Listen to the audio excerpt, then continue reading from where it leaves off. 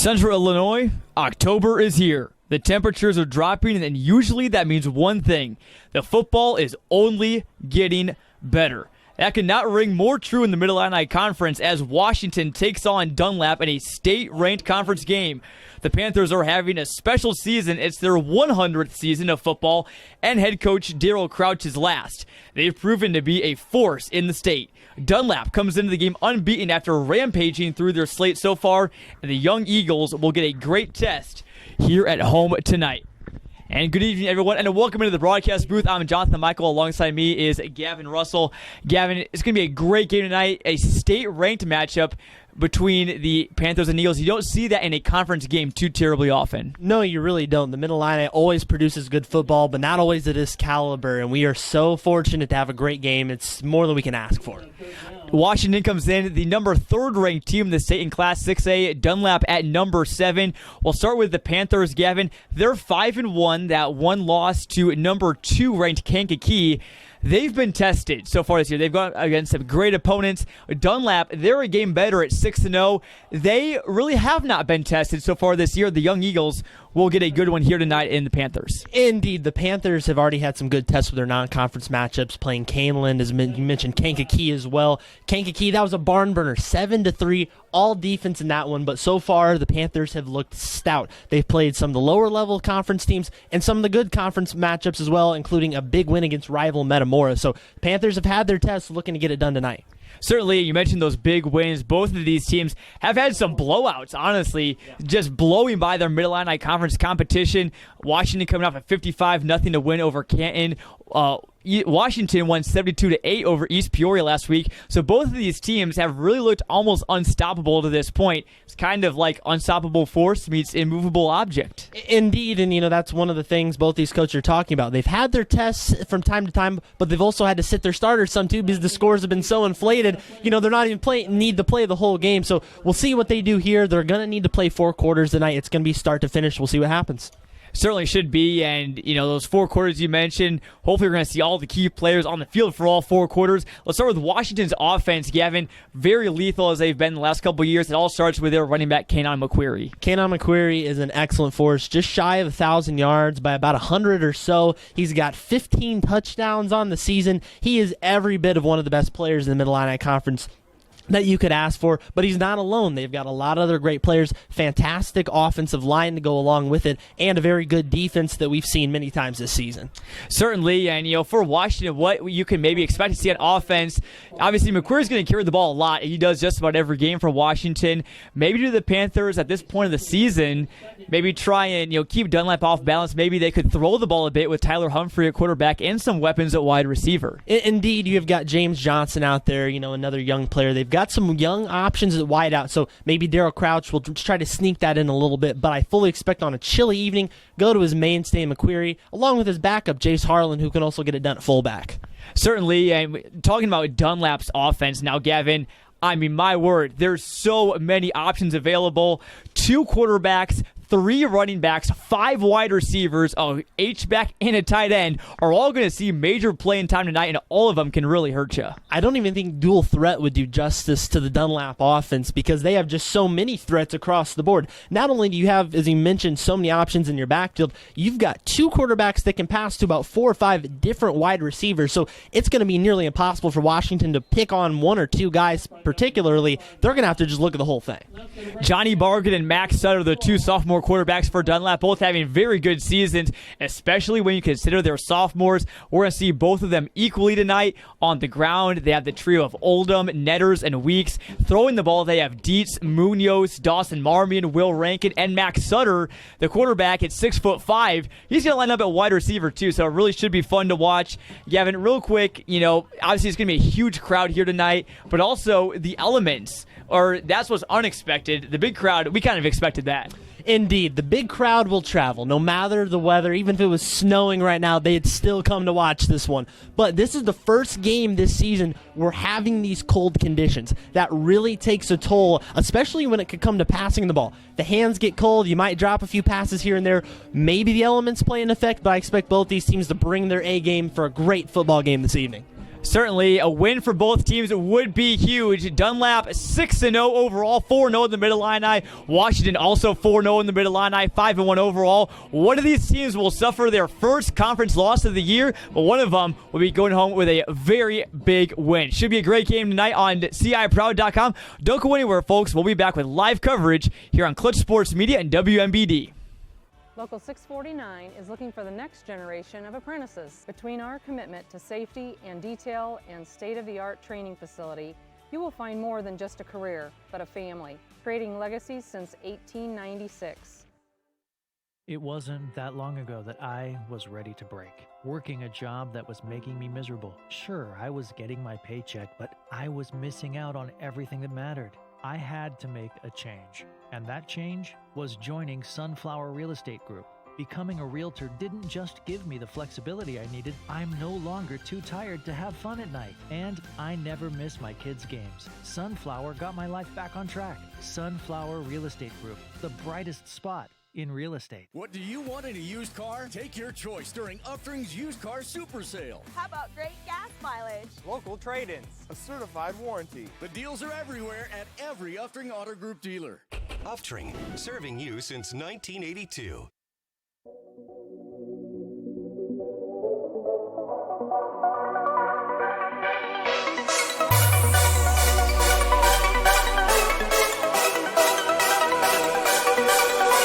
Central Illinois, we're going to overtime.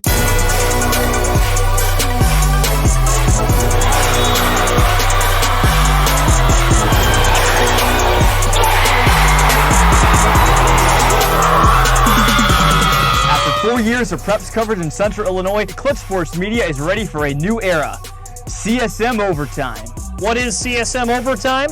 We're going beyond the broadcast to give you in-depth coverage of your teams, Your stories. Your stats and standings. your highlights and action shots. With your subscription, you'll get to see news and feature stories from all sports, up-to-date stats from around the area, and thoughtful analysis from our team of experts. As for our broadcast and social media coverage, it's only getting better. With your support of Clutch Sports Media Overtime, we'll continue to grow our free broadcast coverage with more sports, more games, and more innovation. And thanks to our partnership with Too Efficient Media, your social media feeds will be filled with Central Illinois' best sights and sounds. CSM Overtime will also give you access to full galleries from some of the most talented photographers and videographers in our region. As the new season approaches, it's time for more. More action. More stories. More coverage of all Central Illinois sports. It's Clutch Sports Media Overtime.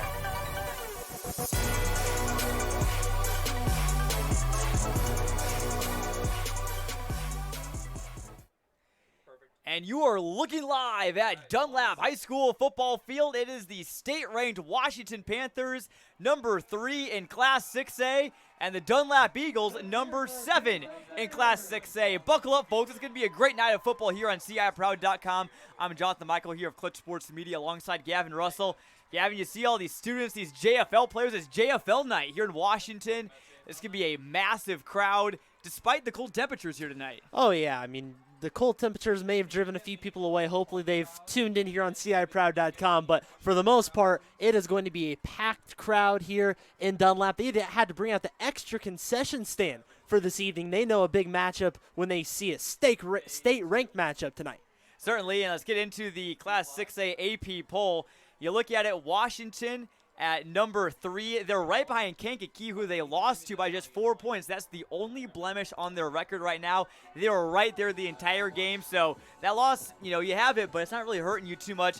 Dunlap, they're 6-0. Again, we haven't mentioned they still haven't been tested yet, but still ranked number 7. That's pretty good company you're up there with in the Class 6A top 10. Indeed, and Washington's strength of schedule is certainly going to be higher than what Dunlap is. Dunlap has not faced their biggest tests yet, but one thing that Coach Brett Caslett said for Dunlap is, they haven't played the big games yet, but this will be a learning opportunity, and he expects a lot out of his team tonight.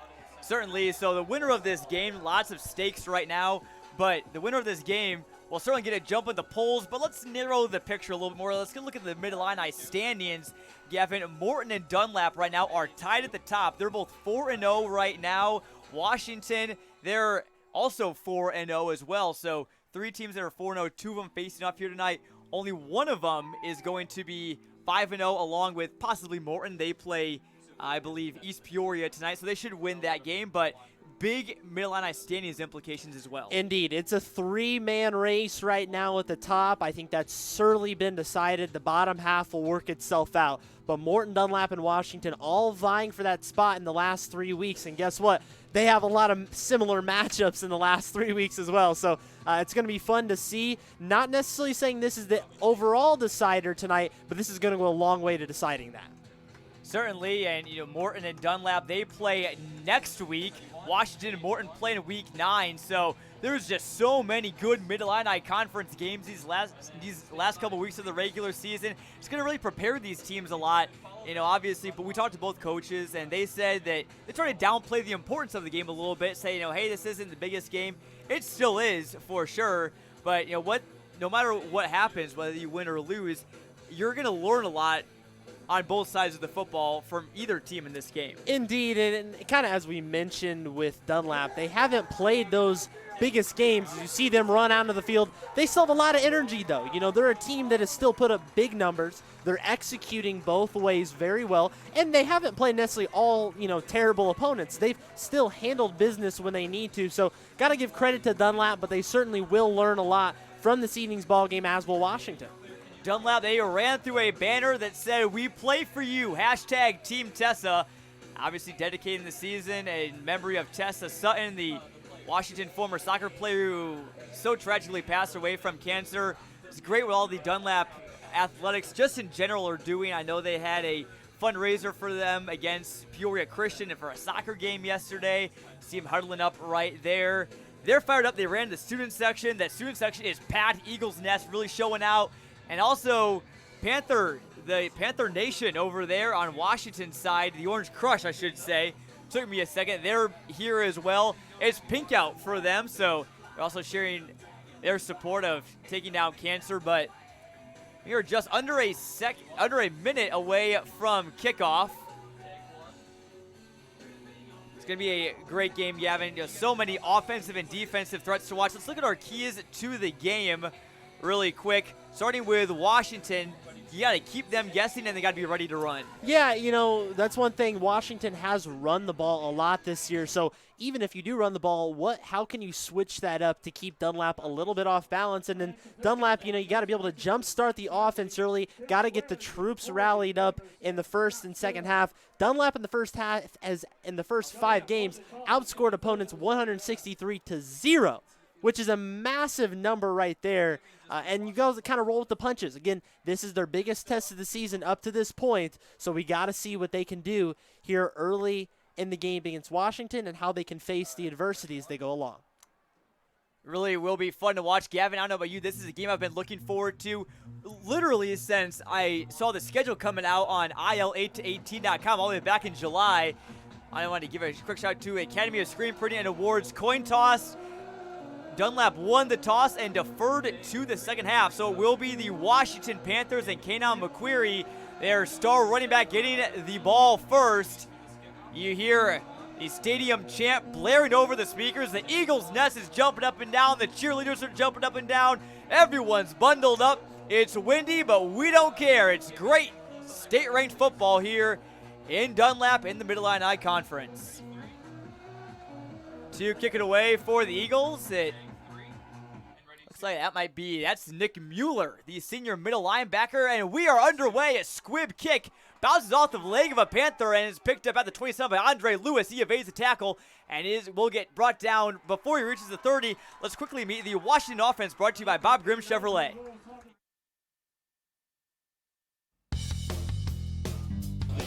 Tyler Humphrey, junior, quarterback. Kanan McQuarrie, senior, running back. Jace Harlan, senior, fullback. Dre Lewis, junior, wide receiver. Tyler Brown, senior, receiver. Brayson Barth, senior, receiver.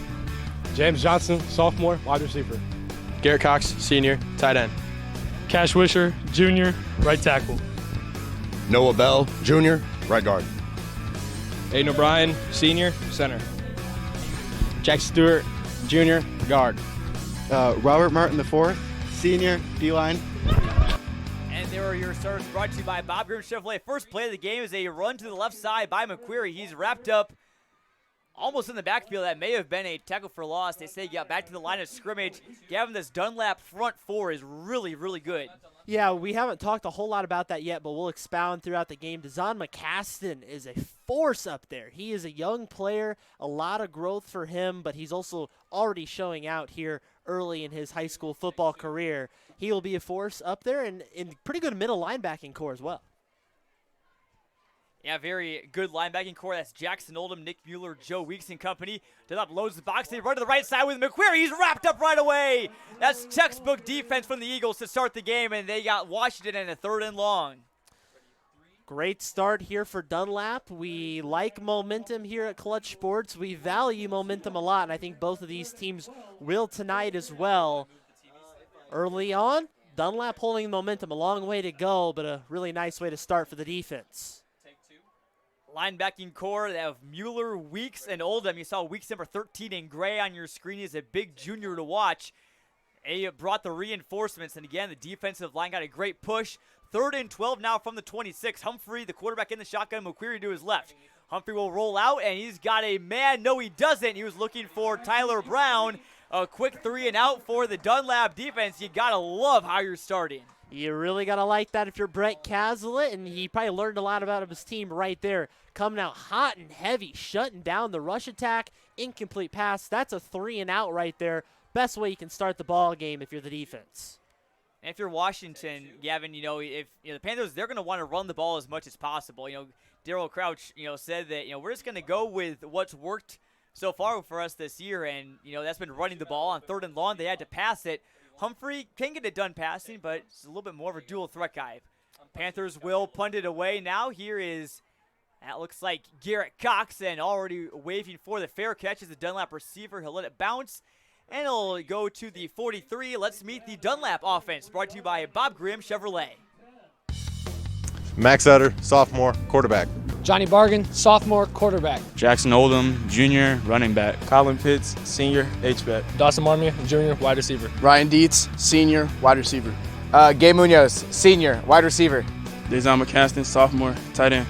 Pierce Morrison, junior, Tackle. Jay Christoffel, senior, offensive guard. Logan Barlow, senior, center. Wyatt Hoagland, junior, right guard. Colton Barlow, sophomore, tackle.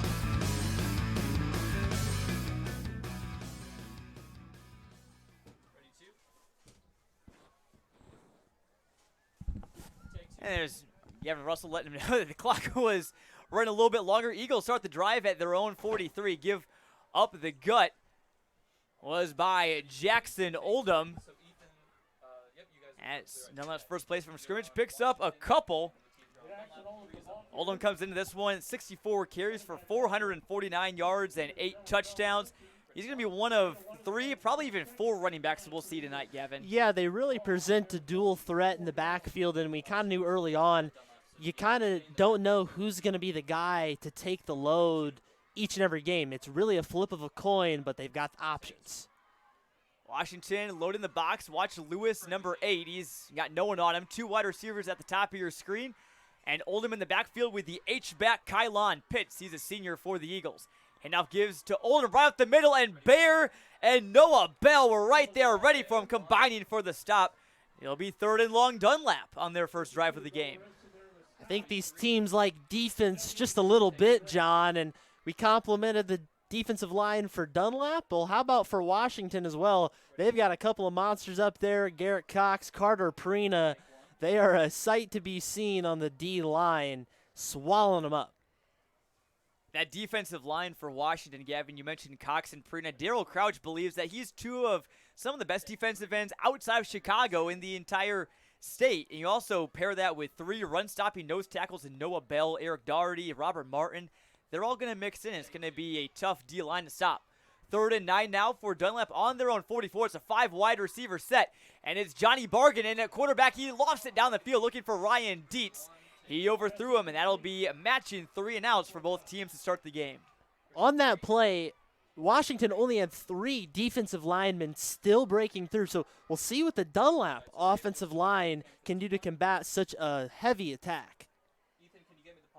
Dunlap offensive line is coming out to punt now. It looks like maybe Gabe Munoz out to punt. But the offensive line, Gavin, for Dunlap, pretty young. They have a sophomore and Colton Barlow at left tackle. Then they got two juniors on the right side, and Wyatt Hoagland and Pierce Morrison. Jay Christoffel in the center, Logan Barlow are the two seniors. Punt is away, and it's a line drive, and it's good. Bounces inside the 20 and gets a Dunlap roll all the way down to about the 10. Call that a 46-yard boot for Dunlap. Let's go ahead and meet the Eagles defense, brought to you by Bob Grimm Chevrolet. Dejan McCaston, sophomore, defensive end. Colin Pitts, senior, defensive tackle. Jay Christoffel, senior, defensive tackle. Adam O, senior, nose guard. Pierce Morrison, junior, defensive end. Nick Mueller, senior, middle linebacker. Jackson Oldham, junior, running back. Max Etter, sophomore, outside linebacker. Joe Weeks, junior, linebacker. Kendall Netters, junior, corner. Gabe Munoz, senior, wide receiver. Dawson Marmion, junior, safety. Ryan Dietz, senior, free safety. First play from scrimmage on this drive. Another short gain for Washington. McQuarrie on the carry again. And boy, Gavin, it's been tough sledding for these Panthers trying to get the ball moving. They really, I don't think they have a single yard of offense yet. No, but my bigger focus right now is we're going to get a penalty right here. It looks like probably an unsportsmanlike or an unnecessary roughness call. That's one thing you got to avoid. I know there's a lot of stakes in this game. We'll see what the official call ends up being, but you got to keep the emotions in control. Use that fire just in the right way. Not a good start right there. And that will be unsportsmanlike conduct against Dunlap. I did not see what would have prompted that, obviously, from my angle. I'm sure something went on, though. But either way, if you're Dunlap, you just can't have that happen. You have a great punt, 46 yards, and then you just give them 15 yards right back. So, you do that against Washington, you're probably going to, get burned, even though they still have 75 yards. But you just don't want to be doing that later in the game. It looks like head coach is talking to Kylon Pitts right now. Maybe he was the one that was jawing for Dunlap.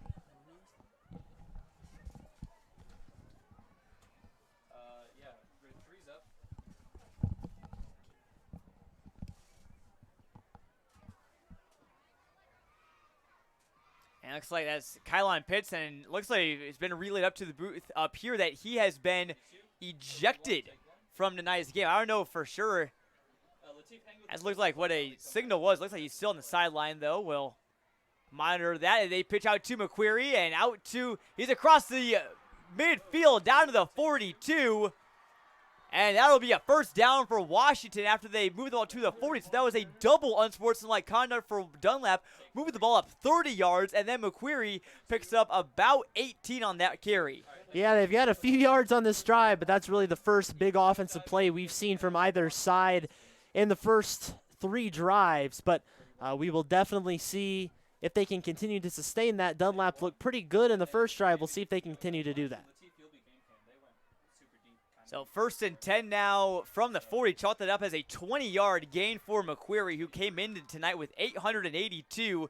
The way he's been rushing, Gavin, he's probably going to reach 1,000 here tonight in the 7th game of the regular season.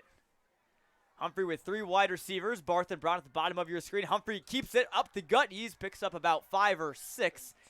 That'll set up a second and manageable. Dunlap says the ball is out, but now it was well after the whistle. And really, I'm figuring out with the cold temperatures, with the wind that's absolutely howling here in Dunlap, it's going to make it hard to throw the ball. So we expected a lot of runs. We are going to get a lot of runs. It's going to be one in the trenches. This is going to be a battle of the big men up front. Hopefully they ate their Wheaties this morning because they're going to need to block. Washington offensive line led by Henry Warwick, an all-conference left tackle who's now back. Missed some time earlier in the year, but he is there now, and McQuarrie's wrapped up in the backfield by the whole nest of Eagles, and they're ready for a feast. Pierce Morrison on the stop for Dunlap, the junior defensive end. I wonder what happened if a Panther and an Eagle got into a fight, John, but either way, that was a big play right there from Dunlap.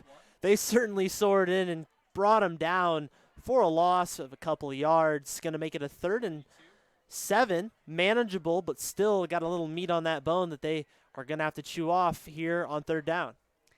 Interesting note I just noticed on the offensive line for Washington, Gavin. I thought that Henry Warwick and Cash Wisher, two of the key guys on that offensive line, would be on the left side, obviously, protecting, Humphrey's blind side. And if you went back to pass, they're on the right side now, and that's where we got to look for Washington.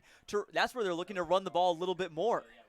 Indeed, and, again, you got to play to your strengths there. You got to be able to maneuver the offensive line. It all comes down to strategy, but you also have to be able to adjust. 3rd and 7 from the 37. Humphrey drops back. He's got him on the crossing yard. His man, that's McQuarrie. It looks like he's going to be short of the sticks, but they might be going for it here on 4th down. If I'm Darryl Crouch, I'm probably feeling pretty confident. Give it right back to McQuarrie on the ground maybe here. I certainly would. I think that there's no room for conservativeness here in this game.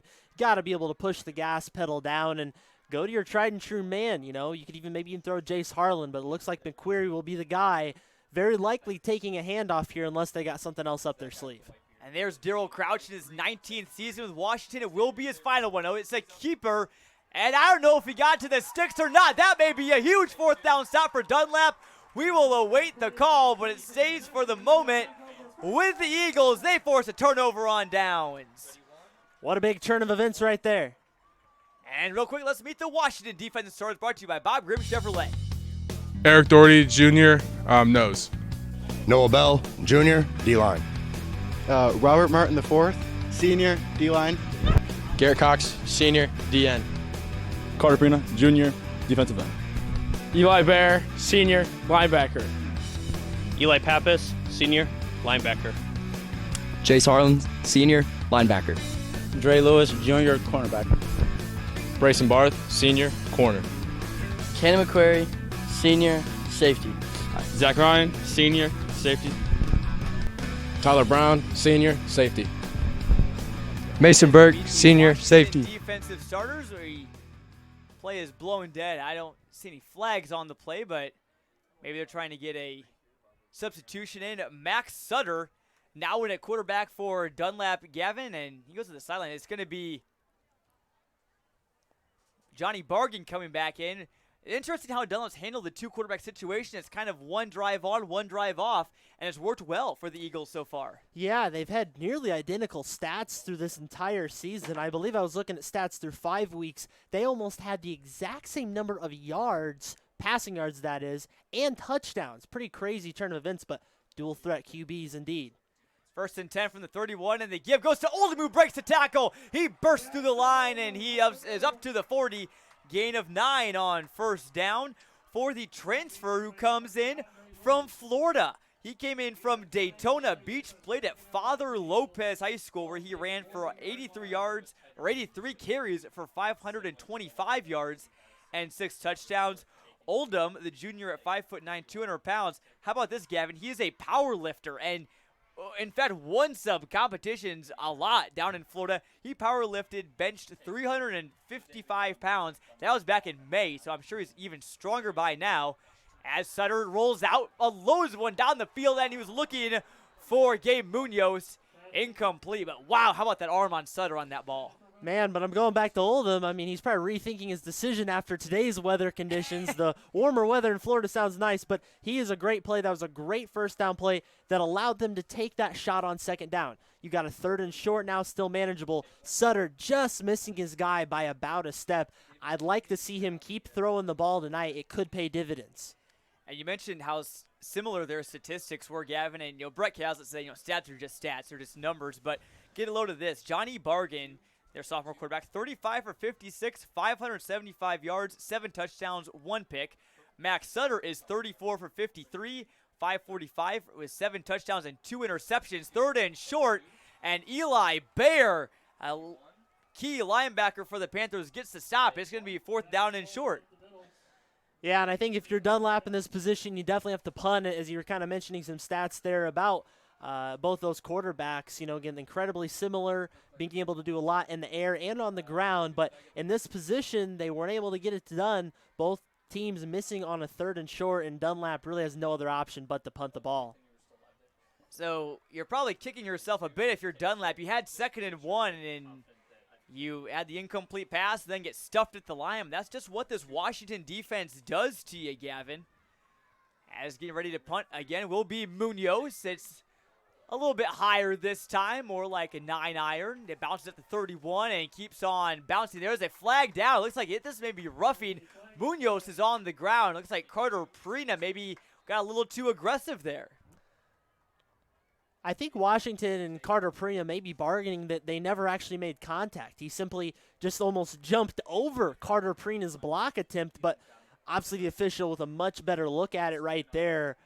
Evidently there was some contact made, and we'll get a personal foul, roughing the kicker. Roughing the kicker. That should give Dunlap a first down with it being 4th and 1. So the Eagles get bailed out by Carter Prina just trying to be a bit too aggressive. He's blocked some punts before in his high school career, but just was a millisecond too late that time. And that's, again, something I've noticed here as we've gone through almost the entirety of the first quarter. Both teams are being a little more aggressive than I expected them to be. You don't want to leave anything to chance, but you also got to play your brand of football. Don't go too far out of the ordinary to try to make something special happen when it's not there for the taking. And Dunlap, the ordinary for them is switching in quarterbacks, a mix of run and pass. They can truly do it all against this Washington defense, who's held opponents to less than 8 points per game this year, one of the best in the state. Bargan hands off. This is Netters. He's wrapped up in the backfield. The Den came swarming, and it's their turn to hunt now. Noah Bell is hyped up.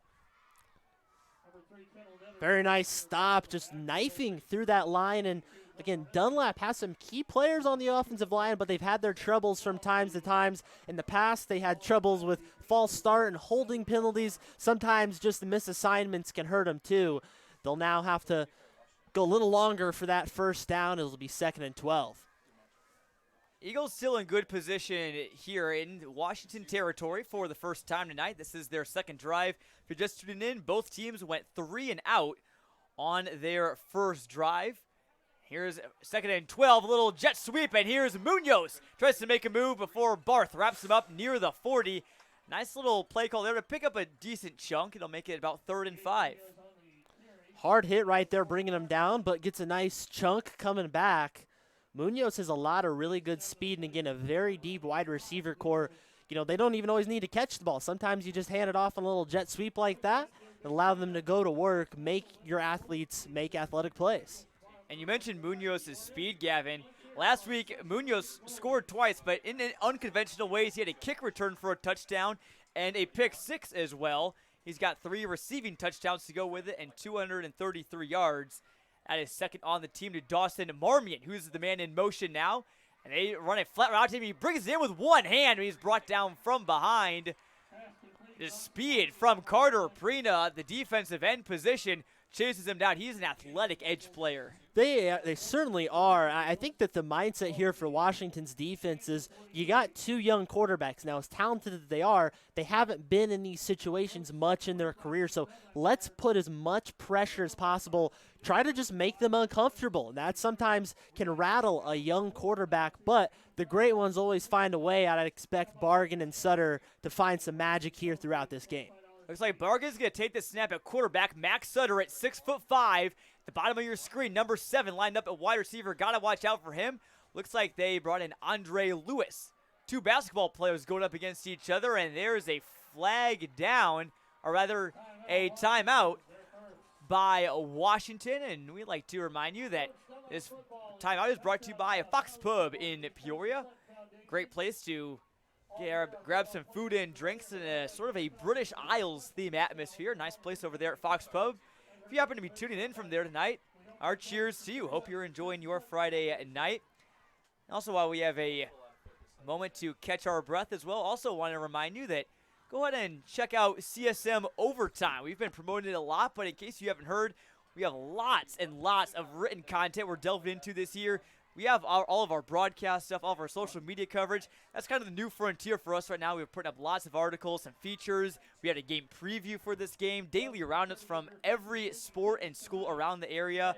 Subscribe today and get for $8.49 monthly, and get a little discount if you do the yearly price, $88.49. Also important tonight, you can use the promo code BLEACHERS in all caps. Again, that's BLEACHERS. When checking out, you'll get 50% off your first month. Pretty good deal. Hop on it. Check it out. Plenty of Dunlap and Washington content we have on there. It is certainly a frontier that has not been explored by many. In all my years living here in Central Illinois and following high school sports, this is surely a first of its kind, so go check it out. 4th and 3, big play for Dunlap. It looks like it still is Bargan in the shotgun, Marmion in motion, and he throws one down the field looking for Dietz. Incomplete, and Bargan got hit as he threw, and that's a big stop for Washington's D. Big stand right there, gives the Washington team and the sideline a little more energy as they come out on their next drive. Talk about momentum, it's kind of neutral right now. The needle is in the middle. We'll see which team is able to kind of pick it up first. Washington has an opportunity here off a big turnover on down stop. It's a welcome sight for us, Gavin. We've broadcasted, obviously we try to find the best games around the area each week. Sometimes they're close, sometimes they're not. More often than not this year, it's been the latter. We've seen some big blowout games. This one, I think, is probably going to be the closest of them so far. Jumbo set here for the Panthers, and we'll see what they bring. It's a give up the gut. That may have been either Jacob Walker or Jace Harlan on the carry. It looked like that was Harlan.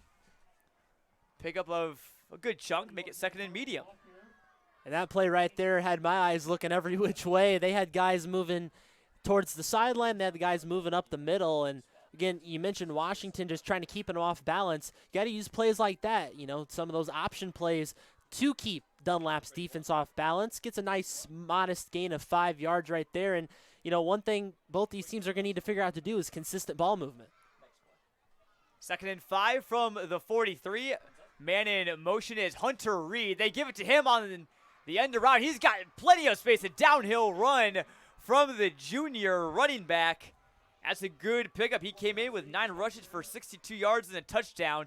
A big first down there. But, Gavin, talking about, Washington's defense, we'll get to them a little bit more, but also Dunlap's defense as well. How about them so far this year? 5.5 points per game. Their starters have only allowed 2 touchdowns, and they pitch a shutout in the first quarter here in Dunlap. We'll come back for the second quarter live here on CIProud.com.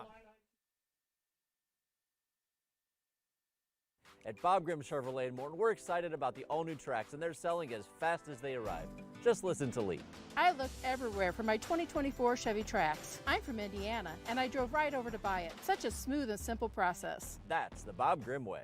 Michael's Italian Feast, home of the best subs, pizza bread, grilled cheese, and Italian beef fry. The best pile of high subs and hot sandwiches in Central Illinois. And no one has better homemade, always fresh from the oven bread. Michael's Italian Feast.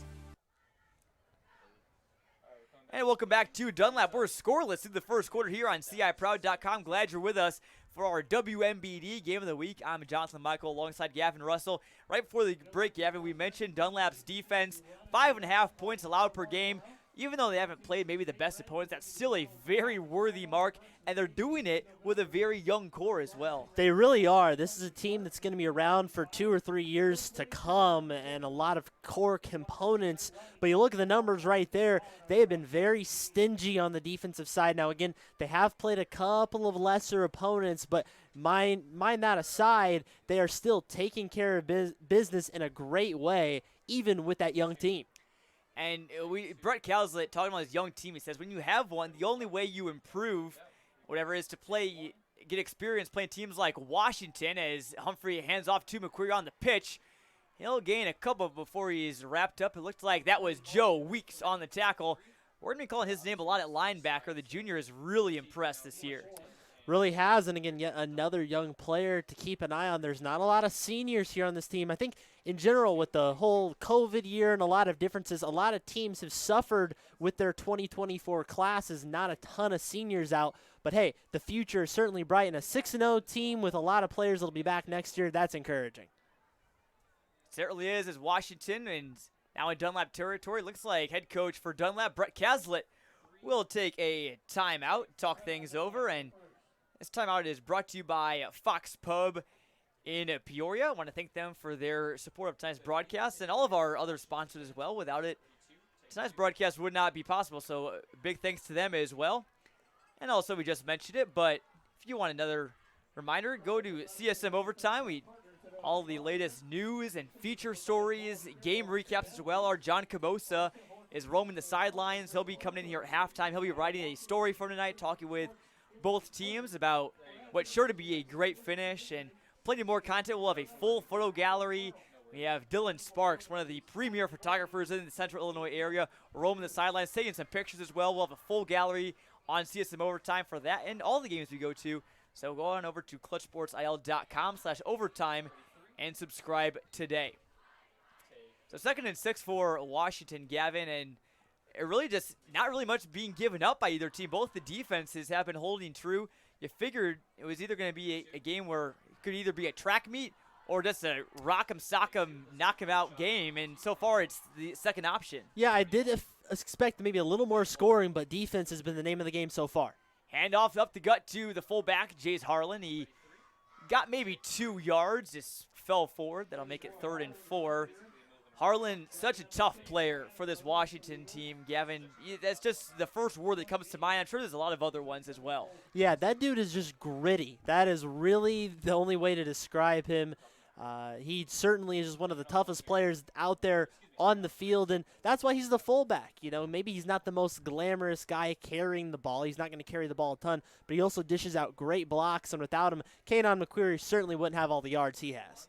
Harlan does have a rushing touchdown in 3 straight games, and it looks like the hard count from Humphrey got Dunlap to jump, and if so, I'm not sure, maybe this is another timeout for Dunlap. So Brett Caslett is using them all up. The coaching battle is, really no one's wanting to leave any stones unturned.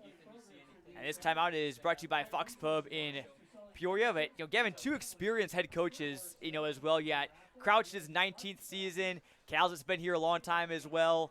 Crouch is the winningest coach. I was doing some research. He's the winningest coach of all the teams in the area right now. He just got his 150th one last week. Caslett has 87 to his name right now, so he'll be coming up to 100 soon. Yeah, both these teams are very experienced and, been around the Mid-Illini Conference for a very, very long time. So, a coaching move like that and a decision to call the timeout, you got timeouts to burn here in the first half. You don't want to do anything that can get your team behind. Maybe prevent something that he didn't want to see and didn't like on that play. So, heads-up move there by Brett Caslett as he tries to kind of win the coaching battle, a chess match, if you will. It's going to be a good one tonight. Both these teams have scouted each other pretty good, and they're going to try and offer some things that they haven't seen on film. Flag down in the backfield. That's a big TFL. If this play stands, we will await the call. It'll be a block in the back by Washington. I'm sure Dunlap will decline that. Another big play by this by this Dunlap front seven. McQuarrie has been tough sledding tonight. Yeah, it really has been, and I think that's probably one of the biggest things that were worked on in the Eagles' practices this week is looking for the man in that's wearing number 2 specifically. They will accept the hold right here just in case Washington wanted to try to go for it on 4th down. This makes it a 3rd and very long. But then again, we've also seen Washington pull off some big plays, and again, I wouldn't go away from McQuarrie. Despite having some early struggles, he'll still get his own. He can still make big things happen. 3rd and 14 from the 50, and, Washington, Gavin, not really a passing team. Tyler Humphrey, his most attempts passing the game are 13. Last couple games, he's barely even had to throw it all. He probably will here. He rolls out under some pressure, finds a man, almost picked off the deflection. Ryan Dietz had it right in front of him, just couldn't quite bring it in. But it's 4th and long for the Panthers, and they will come out and punt. And overall, it ends up being a very successful defensive stop there for Dunlap. They push him back a little farther, certainly punt territory. Just over 10 minutes to go here in the second quarter. Still scoreless in Dunlap. As Washington will get set to put it away. Back to return for the Eagles is Munoz. Again, had that return touchdown last week. Punt is away from Joe Smith. And that one bounces inside the 10. How far will it roll? It'll get down to about the 7 or the 8. So count that as about a 43, 42-yard punt. It's pretty good. Don't ever undervalue special teams in high school. Definitely should not. And as Washington's defense comes onto the field, It's been arguably the story in almost the entire conference, Gavin. They've only allowed 7.5 points per game.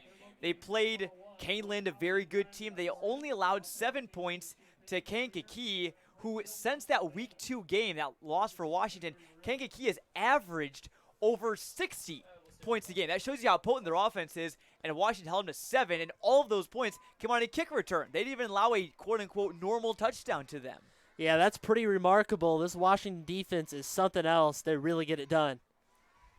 First play, and it's a short pass and brought in by Dawson Marvin, who loses the football. I don't know who has it. He may have fallen back on top of it. It looks like the Dunlap did.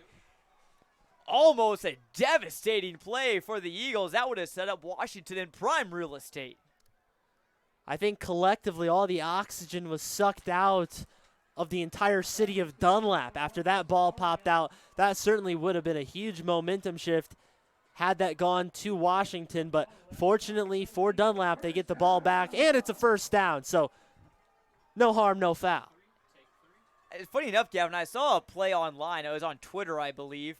A player in the Canadian Football League, the CFL, intentionally fumbled on a 3rd and long just fairly recently, and it picked it back up to regain the first down, so it was almost kind of like a football hack. Obviously, the CFL has different rules than they do down here in the States, but either way, it's a first down for Dunlap, and run up the middle. Looks like that was Oldham.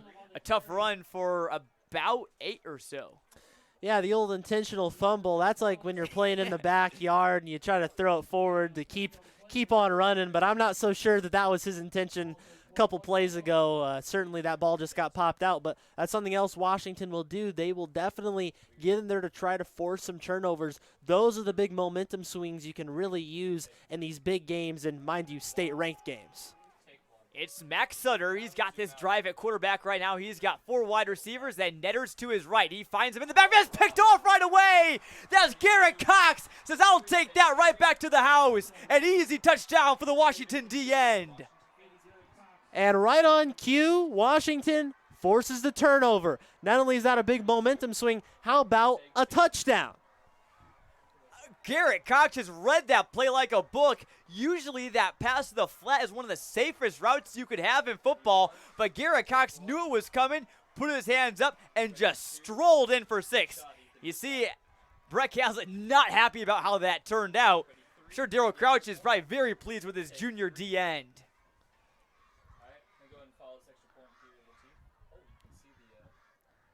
PAT coming now from Devin Miller. And it's up, looks to be good. It is, so Washington strikes first with a defensive touchdown. Plays like that, Gavin, are such huge momentum swingers in games like this. Well, I didn't have defensive lineman pick 6 on my bingo card, but hey, scratch it off anyway, and Washington certainly will take it. 7-0 early on in this game and a big momentum shift. Yeah, they're going to take that every day of the week. Well, now, Gavin, this is an important point for Dunlap because, Brett Caslett said that we're going to face some adversity on Friday night. Well, that was some adversity right there. The Eagles haven't faced much of it this year. It's going to be huge to see how the team, and especially Max Sutter, can rebound from that because, again, it's just been almost a walk in the park for them so far this season. And now it's about what is your mental toughness like? How do you roll with those punches? One of our keys to the game. Yeah, indeed. And again, you can tell yourself this is a different game. This is a different atmosphere. You got to hype yourself up for it. But until you've been there, until you've done it, that's really, really hard to do indeed. So definitely one of those things that they're going to learn throughout this game. And, maybe those adjustments don't even come till the second half. You just be able to have to learn over the course of the next 8 minutes and 54 seconds and how you can be better in half number 2. Kick is away as the Eagles will try to regroup. A deep kick, feel it at the 2. Looks like this is Kylon Pitts, I believe, or that may be Netters as well.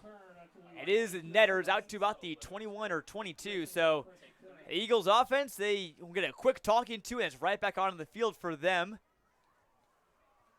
We'll see how they rebound. Maybe see if they run the ball a bit more on this drive.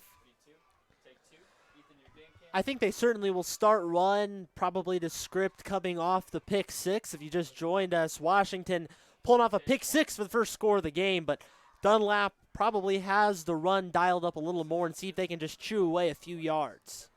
Three wide receiver set, man in motion. That's the tight end, Dazon McCassin, as is Nick Mueller, providing some extra blocking help. They'll run to the left side with Oldham, and he's quickly lined up. Garrett Cox, again, another big play right after his pick six.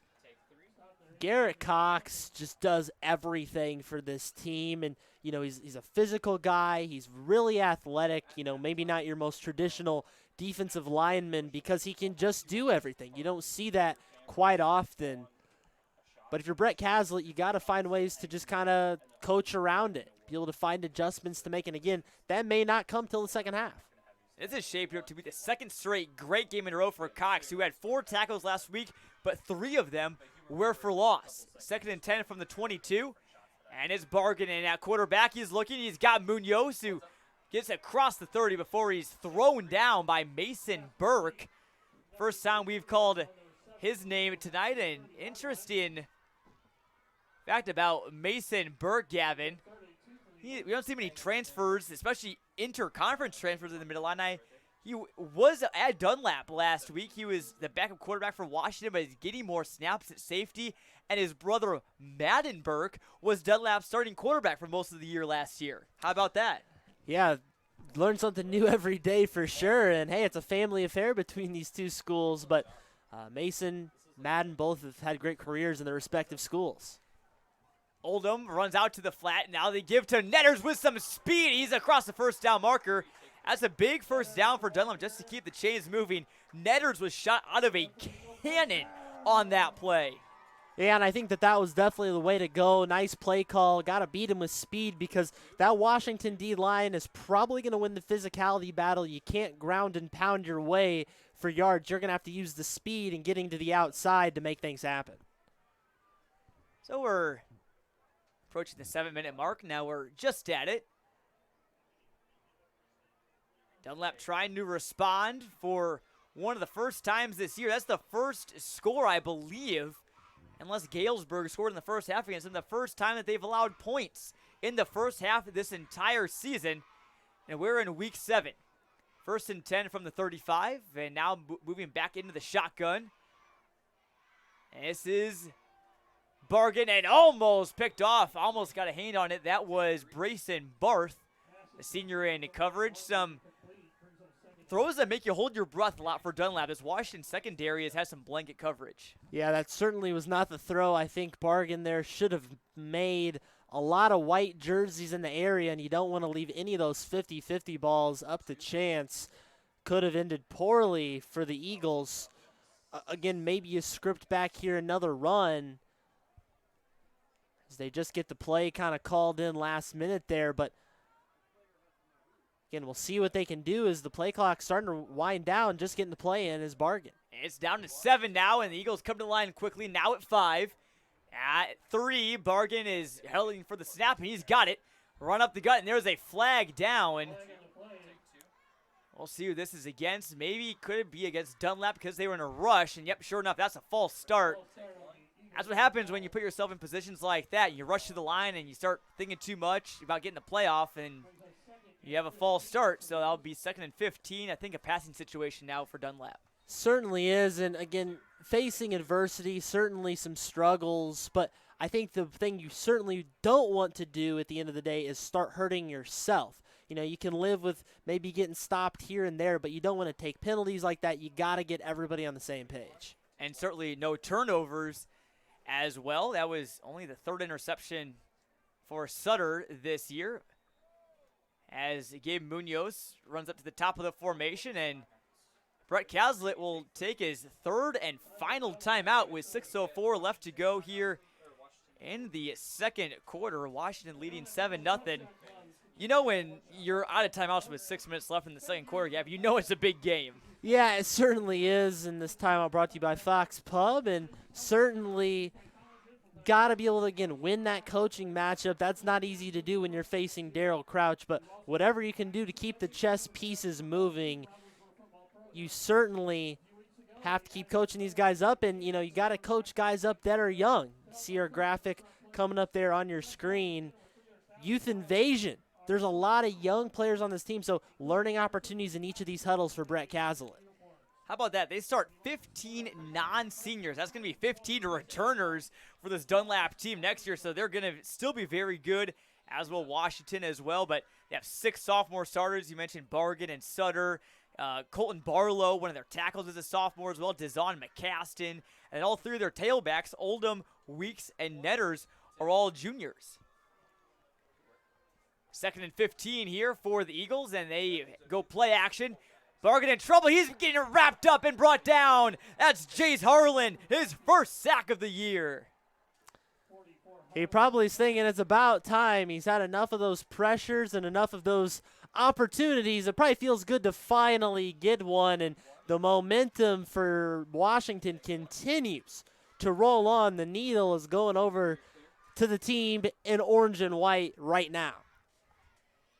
Eagles could use a big play, although they are certainly able to do so with all of their great wide receivers and their playmaking quarterbacks. You know, you got Munoz, Marmy, and Dietz. Will Rankin's also a junior who stepped up big out wide out this year as well. However, there's 3 men in the backfield, just 1 wide receiver.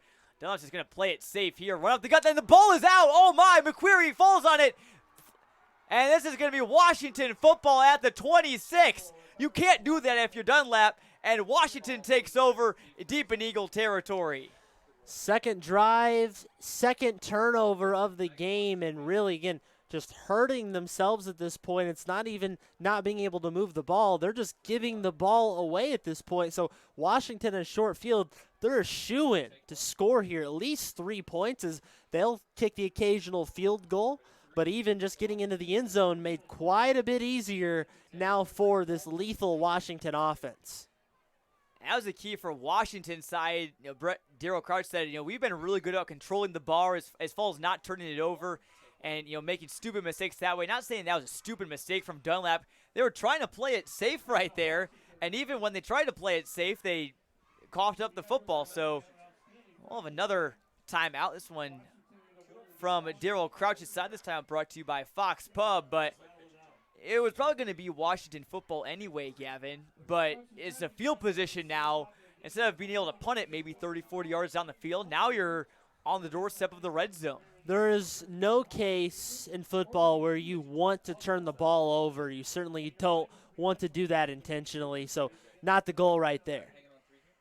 Definitely not. We'll see how Dunlap responds.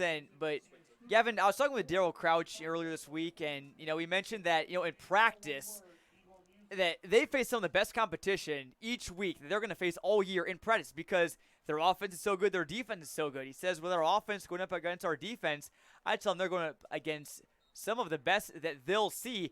That's the advantage of having such a strong team is, you know, he said that it's almost like our toughest games of the year are on Tuesdays and Wednesdays on practice where we're going up against ourselves. That is certainly the case right there. Crouch, as we get the keeper right here, and they'll get a few yards there on first down. But he's absolutely right, John. I mean, you know, to be able to face yourself and to be able to, you know, learn from, hey, how are we not going to hurt ourselves? That's the mark of a really experienced team. And again, Dunlap has struggled with that. They will get there. Time will get them there. But right now, Washington is in the moment. That's why they've been oh so good this season. You know, Dunlap, obviously, they've been practicing against some pretty good competition as well. Anytime you go up against Johnny Bargan and Max Sutter in practice, you're getting some pretty good reps, and same with their group as well. That was Mason Burke, who we just mentioned a few minutes ago, on the rush for Washington. Picks up 4. That'll make it 2nd and 6. Now Humphrey, the keeper, he's got some space to the right side. He's up near the sticks before he's brought down. That should bring up a 3rd and short. How about Dunlap with the electronic dial-a-downs? The new age. Certainly churning over a new leaf. I mean, I remember when they had the old pull it on the side or the flip the number over. We've come a long way. I admire the new fancy technology, though. That was changed to 3 pretty quickly. He's got a pretty good spot down there, although we're glad we're up in the press box, Gavin. It's a chilly night here in Dunlap. Temperature is around 50 degrees or so, coldest night of the year so far. Panthers get a push, and they'll pick up about 5. How about the blocking there from the offensive line? Right off the gut, Aiden O'Brien, Jackson Stewart, Cash Wisher, giving Washington a first down. At this point for Dunlap, the mindset for the defense has to be that of old Lovie Smith, former Bears, Texans, and Illinois Fighting Illini head coach. Bend, don't break. I say it oh so often, but that's so true. If you can be able to just hold them to 3 points instead of 7 points on this drive, that could mean a world of difference going forward. So, again, there's a first down to go, still not first and goal quite yet. We'll see if Dunlap can bend, not break. Dunlap, I'm sure they're looking for a turnover as well to rival the one that Washington has got. Humphrey get on the keeper before he's pile-driven back. That was Dawson Marmion leading the charge on defense for the Eagles. They got a big play. They finally got one.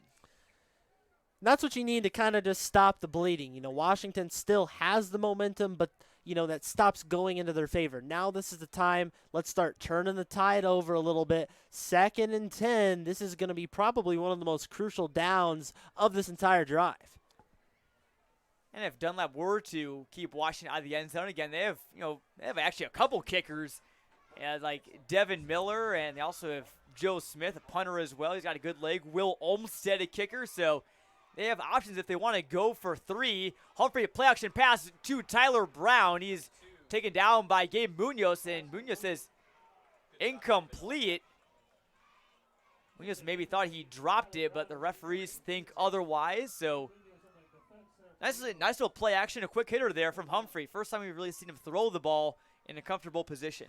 Yeah, Humphrey has, again, not thrown a lot, and he gets a lot of that keeper action. Washington likes to keep it on the ground. They play a little more old school style just with their overall setup. But 3rd and 10 right here, this is not going to be an easy play for Washington. Dunlap, again, with a big opportunity. They can see it. 3rd and 10. This is a massive play for the Dunlap defense, who's been very good this year. You could almost argue they've been better than Washington's, as Darryl Crouch will burn his final timeout. That sounded like a cowboy there, Gavin. I didn't mean to. But a little Fox Pub timeout. But speaking of cowboys and things of that nature, Gavin, a story. Joe Weeks, he's the junior linebacker for Dunlap. He lives on sort of almost like a mini farm or whatever. He has lots of animals at his house, he was telling me, and one of the animals he has is called a Cupcake. It's a big Belgian draft horse. And I was writing about Joe Weeks and thinking about what he's like as a player. He's a workhorse just like Cupcake is, because Cupcake is a massive horse and used to actually work in the tobacco fields in North Carolina. So just like his horse Cupcake, Joe Weeks, who has had a good game at linebacker, is just kind of like his horse and all the other animals that he has there at the farm. Hey, a little inspiration. It can come from a lot of different avenues, and maybe he wants to eat cupcakes for dinner, but he's also thinking about being a workhorse on the football field. He can take it any which way, but interesting fact there about Joe. And here's 3rd and 10. Humphrey drops back. He's looking to find someone. He's got his man. That's Barth, and he lost the football, and they said he was down short of the end zone, I believe. So it looks like he got a first down, but not the touchdown. And Washington gets a great break there. Barth let go of it just after his knee hit. And it'll stay Panther football on about the maybe 6-inch line. Yeah, half ruler's length to go. I mean, there is not much room between the end zone and the end of that football. As there's some miscommunication right now from Dunlap with the field personnel. Don't want to get caught with a too many men on the field penalty. Washington, though, may end up getting caught. 2 steps on the play clock. They got to hike the ball. They do. And there's a flag down. They're going to say they didn't get the playoff, Gavin. That was really close. I thought they got the playoff, honestly. Lots of personnel switching. Netters came off for Dunlap, and Christoffel came on, the nose tackle. Oh, that's going to be offsides on Dunlap. So instead of the ball being at the 6-inch line, put it at the 3-inch line. Boy, we may end up getting down to millimeters and anything past the millimeter. I'm not quite sure, but go to maybe, I was going to say decimeters, but I think milli is shorter. I believe so. I'm no mathematician or ruler expert. That's why we're in the booth as another flag flies on the quarterback sneak. Dunlap is motioning like it's against Washington. It would be big if it were to be against the Panthers. It's a offensive offside, so a Panther lineman lined up in the neutral zone. You don't see that too often, so put that on your CSM bingo card, which, by the way, I feel like at this point we just need to come out with weekly bingo cards. I've already referenced it one time. It was the defensive interception pick 6 for Garrett Cox earlier. Didn't see that one coming, John. But now we're really starting to fill it up, almost able to shout bingo at this point. Washington's hoping to be yelling touchdown soon. Dunlap hoping to get a stop here. Under a minute left to play. First and goal from the 5. A pitch out to McQuarrie, who sidesteps. He cuts back inside, still on his feet. He's close to the end zone. Is he in? No, he is not. And Washington, again, does not have a timeout. The clock is still running with just under 40 to play now. Ball is right there on the goal line, almost. No timeouts. See what the Panthers do here. Big, heavy set. Humphrey. He pitches outside to McQuarrie with some speed. All he needs was a yard, and he got it. Washington leads by 2 scores right before the half. Really good play call right there. There's been so much trouble up the middle. The offsides, the false starts. That time, just let your best player have it in some open space and gets it for the very short touchdown as McQuarrie finds it for 6.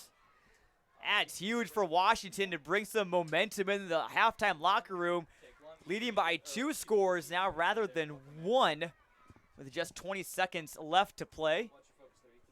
Devin Miller on for the extra point. And the sophomore's kick is good. Just sneaks inside the left upright. And that'll make it 14-0 Washington right before the halftime break. As we look at our Uftring Auto Group scoring drive, the Panthers burned up a lot of clock for only going 26 yards, 4 minutes and 49 seconds. That's an ideal drive if you're Washington. Certainly is. 20 seconds left. Not a lot of time to do much. I wonder what Dunlap will go with here. You know, they've had some struggles. They've turned it over on 2 straight possessions.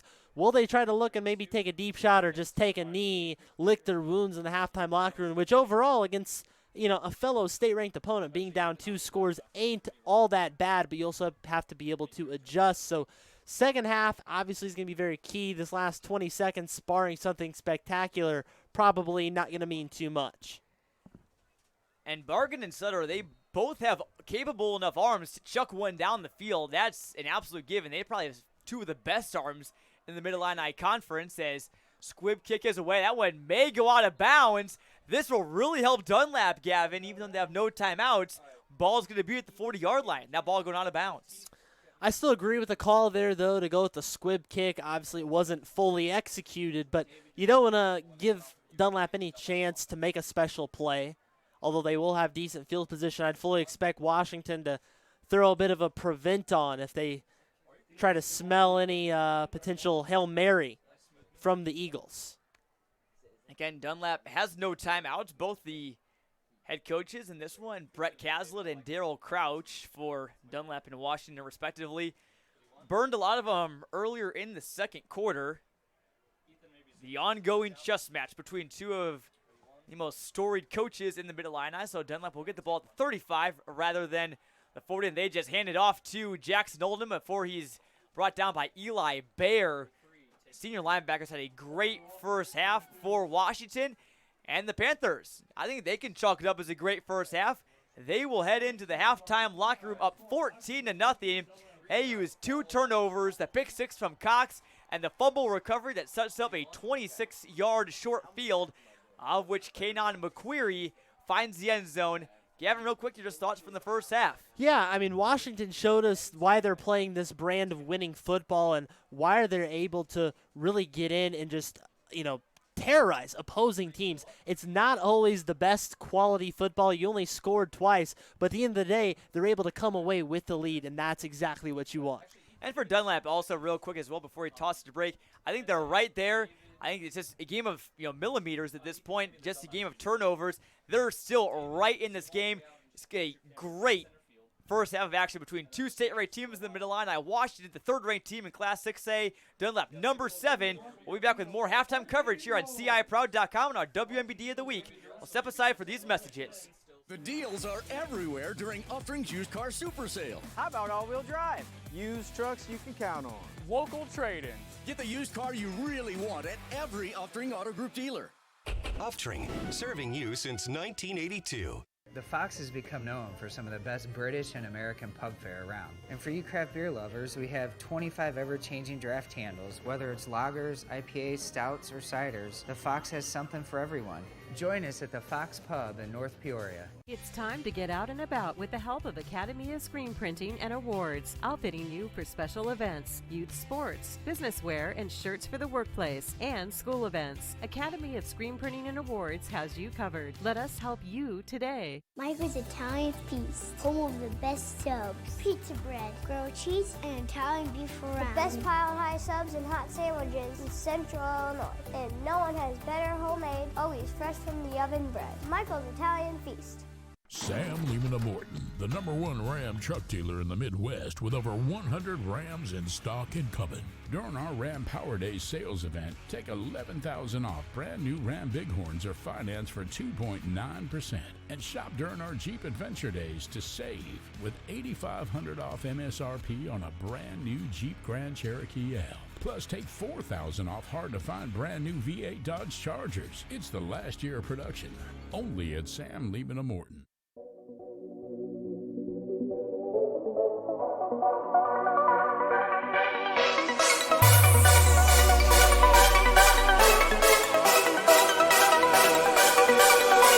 Central Illinois, we're going to overtime.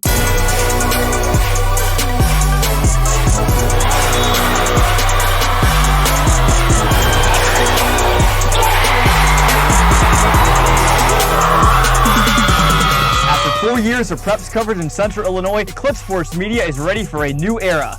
CSM Overtime. What is CSM Overtime? We're going beyond the broadcast to give you in-depth coverage of your teams, Your stories. Your stats and standings. your highlights and action shots. With your subscription, you'll get to see news and feature stories from all sports, up-to-date stats from around the area, and thoughtful analysis from our team of experts. As for our broadcast and social media coverage, it's only getting better. With your support of Clutch Sports Media Overtime, we'll continue to grow our free broadcast coverage with more sports, more games, and more innovation. And thanks to our partnership with Too Efficient Media, your social media feeds will be filled with Central Illinois' best sights and sounds. CSM Overtime will also give you access to full galleries from some of the most talented photographers and videographers in our region. As the new season approaches, it's time for more. More action. More stories. More coverage of all Central Illinois sports. It's Clutch Sports Media Overtime.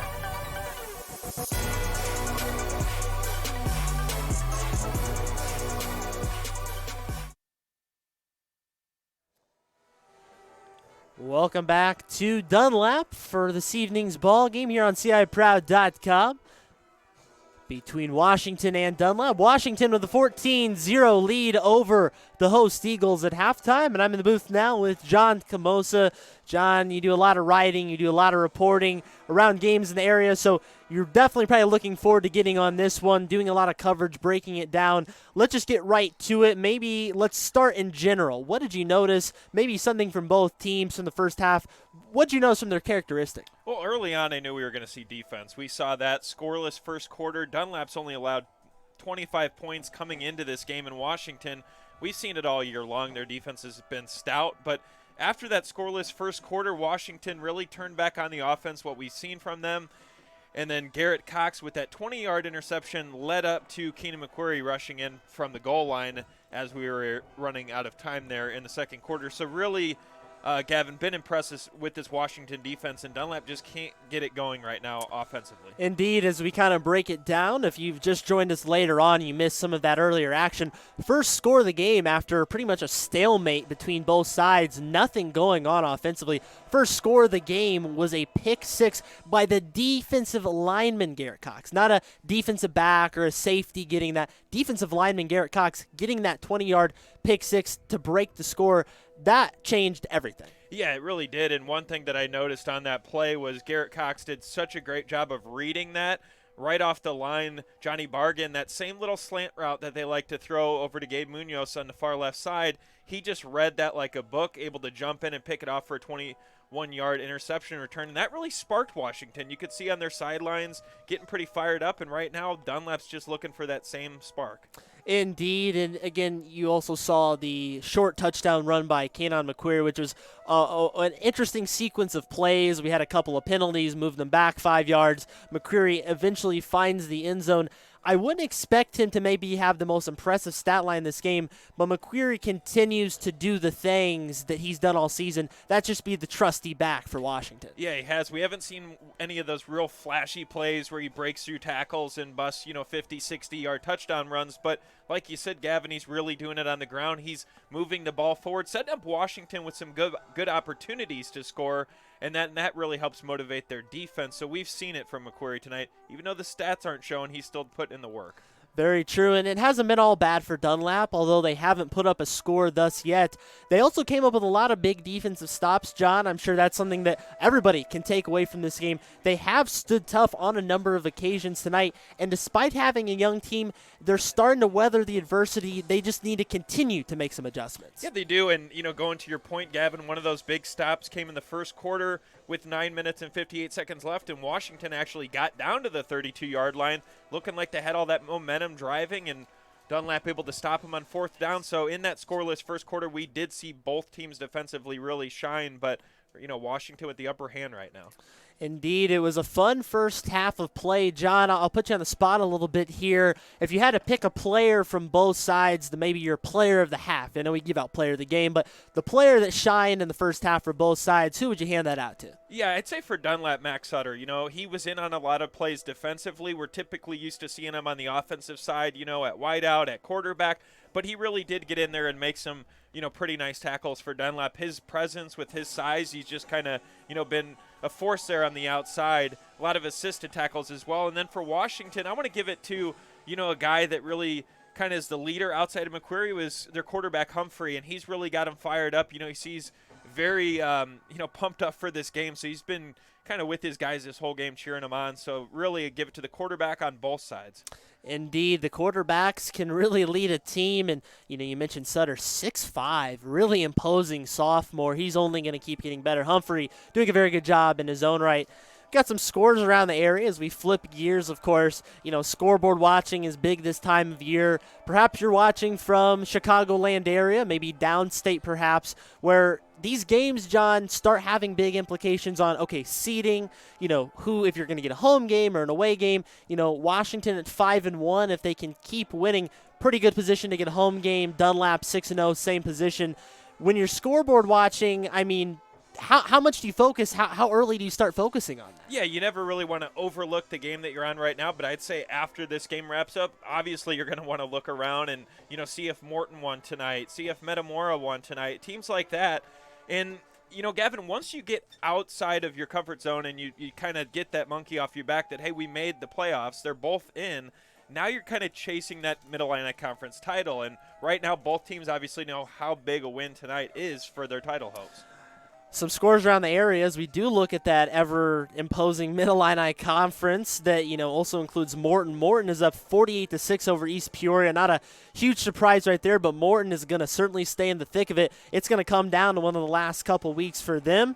We also saw Metamora was up in the second quarter big time over Limestone. Pekin up 7-0 against Canton in the second quarter. Those are some of the scores around the Mid-Illini Conference. What catches your eye, John? Yeah, I think Metamora, they've really been a team that's impressed me. They've, handled up on Canton. They beat Pekin and now rolling over Limestone. So they're really clicking after that loss to Morton. They're finding their groove. They're healthy. Pekin, a team that obviously with the loss last week wasn't able to get back in the playoffs. They would have had a win out. But, more teams here kind of trying to get in the playoff hunt. So we'll see what happens tonight. Indeed, we like to shift our focus to not just in the Mid-Illini Conference, which we love Mid-Illini football. Mid-Illini football is the focus of this game tonight. There's also a lot happening around Central Illinois. We've got Big 12 conference action. We've got small school action. a lot of impressive teams. I know we've talked a couple times on the In the Clutch podcast, which if you have not checked it out yet, you can go find that on YouTube, the weekly In the Clutch podcast, an array of guests and hosts, Jonathan Michael, John Camosa, myself, Gavin Russell, many others getting in on that action. We've talked about it a little bit, but just in the way of recap, some of those other teams to watch, not just teams that are going to make the playoffs, fringe playoff teams. We're talking real deal potential state contenders. Who are you looking at around the area, John? Yeah, I think one team, especially in the Big 12, we've touched on them so many times. I think with a win tonight, that would look really impressive on the resume, especially going forward. Going to meet Normal Community down the road, and that's Peoria Notre Dame. Their defense and offense, they could make a deep run in the postseason, and if they go into that Normal Community game with only that one conference loss, you're looking at a potential title game right there. Normal West as well, Peoria High, a lot of teams in the mix there, Gavin. Certainly is. That Big 12 conference just seems to be always competitive. 12 teams in the conference, you're going to get a lot of different looks. The Champaign teams maybe not coming to play as much as we thought they would this year. Centennial was very good last year. They're still a solid team. They are playing Peoria Notre Dame tonight, so we'll try to effort some scores on that Centennial P&D game, which has big implications over there. Small school action-wise, which I always say small school football, it's a little different atmosphere. You maybe don't have as big crowds as this, but small schools, but big action, and there's certainly some teams with potential to go all the way this season. I look at Tri-Valley, who, again, is maybe a little farther out of our coverage, a little bit. I see Jonathan Michael trying to give me, BCC and Bloomington. How can I forget them? The Saints down there in the Twin Cities doing big things. You look at Farmington, Stark County's done big things. There's just a lot of small school teams that are getting it done. Yeah, there is, and I think, BCC's been one of the most impressive with some of their lopsided wins. We thought that it was going to be a close game with Unity. They blew them out. Big win last week. So, I think the teams that really stand out to me, Gavin, in the mix with BCC, Farmington, they've played some close games, they've played some blowout games, and they just find a way to win.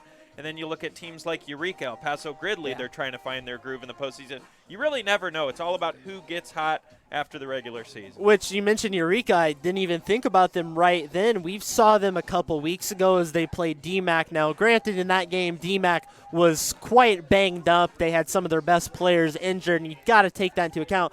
But also, Eureka looked like the real deal, and they're always a tough team to play against.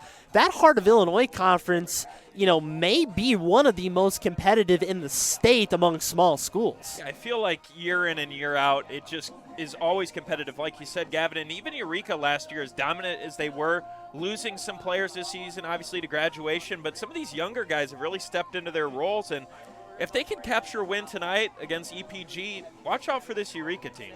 Certainly is, and I think overall, no matter who you're a fan of, you got to be excited for this football weather, for this football atmosphere. We're getting into the late stages of the season, coming up on the playoffs. It's hard to believe playoffs are almost here. Playoffs just 3 weeks, John. We'll see playoff football action. But for now, we're going to step aside for a brief break. We'll have more to break down coming back here on CIProud.com. What do you want in a used car? Take your choice during Uftring's Used Car Super Sale. Courtesy cars with low miles. More to choose from. Payments you can afford. The deals are everywhere at every Uftring Auto Group dealer. Uftring, serving you since 1982. Local 649 is looking for the next generation of apprentices. Between our commitment to safety and detail and state-of-the-art training facility, you will find more than just a career, but a family, creating legacies since 1896. Mushanti Heating and Cooling specializes in commercial and residential heating and cooling services. We're a Tempstar dealer, but service all makes and models with products that always provide you the best solutions. Give your local experts a call at Mushanti Heating and Cooling. Family banking from a name you trust. Hometown Community Banks. For over 6 decades, we've been here right where you needed us. High-quality banking services delivered by caring professionals. People just like you who live and love Central Illinois. It's a history we're proud of, and one we'll continue to offer to every person who walks through our doors. When you bank in your hometown, your money stays in your hometown. Hometown Community Banks, divisions of Morton Community Bank. Look for the clock tower and you'll know we have time for you. At Bob Grimm Chevrolet in Morton, we're excited about the all-new tracks, and they're selling as fast as they arrive. Just listen to Lee. I looked everywhere for my 2024 Chevy Trax. I'm from Indiana, and I drove right over to buy it. Such a smooth and simple process. That's the Bob Grimm way. And welcome back to Dunlap, Illinois. Jonathan Michael here, back in the booth with you on the WMBD Game of the Week on CI Proud between the Washington Panthers, the number 3 team in the state in Class 6A, and the Dunlap Eagles, the number 7 team in the state in Class 6A as well. Washington leads 14-0 at the half. I'm joined in the booth now by one of our camera operators and football gurus, Latif Love. Latif, we got the perspective of John Camosa, who was on the field, kind of on the sidelines, watching the game and being on the sidelines is next to the players and stuff. You obviously are running camera up in the stands. What's your perspective, Ben? Like, what have you noticed in the first half so far? Just speaking from a fan's point of view, being in the crowd with them, that interception was a big turning point in the first half. It kind of took the life out of the crowd. When the game was first started, they was pretty excited to get this game going. Obviously, a big matchup right now. Dunlap is undefeated, so they used to right now winning every game pretty handily. So this is obviously the biggest matchup of the season. But coming to this game, I picked Washington to win because they faced adversity this year. They played Kankakee, they kept it close in that game, and I think their defense is really dominant. And so I think we saw that in the first half. Dunlap wasn't really able to get anything moving on offense, and then I don't think Washington has been good offensively either. But they got a short field a few times to start the game, and they were able to capitalize. But I'm looking for both teams to come out making some adjustments in the second half, and we'll see what happens. Certainly, and the Dunlap defense has been very good, as has Washington's. We'll start with Dunlap on offense and Washington beat on defense. The Eagles have only had maybe, again, no official stats right now, but I think they've only had about 2 or 3 first downs total in the entire game. They crossed midfield once, but so far Washington defense hasn't been able to stop them. And obviously, the Eagles have lots of weapons. They can pass the ball well. They can run the ball well. What do you think they might do? What do you think that they should do in the second half? Well, it's going to be really hard for them to control the both sides of the offensive line and defensive line. We've been struggling with that early in the first half. So I'm going to come out and look for them to pass the ball, even though Washington does have a good secondary. I don't know how I feel about the 2 quarterback attack, but if it works, it works. Maybe see who is performing the best, stick with them for this game, and throw the ball probably. Certainly, and obviously there's a lot of people out there, including yourself, the Latif, that are confused about why Dunlap using 2 quarterbacks. There's the old saying that, hey, if you have 2 quarterbacks, you don't have any quarterbacks. Well, that's not really the case with Dunlap. I mean, both of them have been performing well. Brett Caslett said that there's some people that from the outside that think it's strange, but it's our normal. It started back in the summer for them. Johnny Bargay would throw 3 passes, and Max Sutter would throw 3 passes, and Johnny would do 2 snaps in shotgun, and then so would Mac as well. So I mean, it's what they're used to. Obviously, there's an interception return by Garrett Cox. He picked off Max Sutter back in the first quarter and just ran it back in for a touchdown. Then McQuarrie took advantage of that short field, and that 3rd and long. It looked like they were going to play it safe and just quick little run, a little check down pass. I can't remember what it was. They just coughed up the football, and even when they were playing safe, they got burned. So, obviously lots to, don't turn the ball over, I think is the key for Dunlap. Other than that, I don't know about you, I think they've been playing, pretty decent against, obviously a very tough opponent. Yeah, they've been playing, but they've used to playing opponents where they get up big, and so this is a little change of scenery. Got to handle some adversity. I think it's going to be good for them. Despite the outcome of this game for the rest of the season and going into the playoffs. Certainly, and just real quick about Washington's offense, obviously I know, Latif, I know you've seen Kaden McQuarrie a little bit, and, he's obviously their feature back, all Mid-Illini Conference shoe-in almost at this point. They haven't really ran it as much as we thought they have, and when they have, not a lot of, big gains like we're used to seeing, so got to give credit to Dunlap's front 7, I feel like.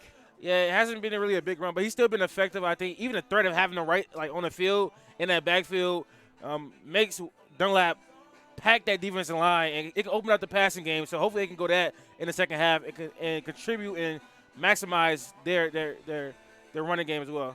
Certainly some great analysis there, Latif, as you get a look at the Washington student section. They're all dressed out. It's pink out night in support of defeating breast cancer. Obviously, the Dunlap, they ran out onto the field, broke a banner that says, "We play for Tessa Sutton." Special night here in Dunlap as we bring Gavin Russell now back into the booth seamlessly. Big crowd. There are still lots of fans here, Gavin. Should be a great second half of action. I haven't really talked with you much during halftime, but Let's talk a little bit about, we talked a lot about this game. Let's talk about some of the other games in the air about what, maybe what the stakes are for both of these teams. Yeah, me and John Camoso briefly touched on it, but we know it's a three-man race right now in the Mid-Illini Conference between Morton, Dunlap, and Washington, and a lot's going to come down in these last 3 weeks. It's really going to be the decider of the conference title, not one clear runaway, which, you know what, John, I think that's fun. I mean, if you're a fan of one of these respective teams, you'd like to just coast into a conference title.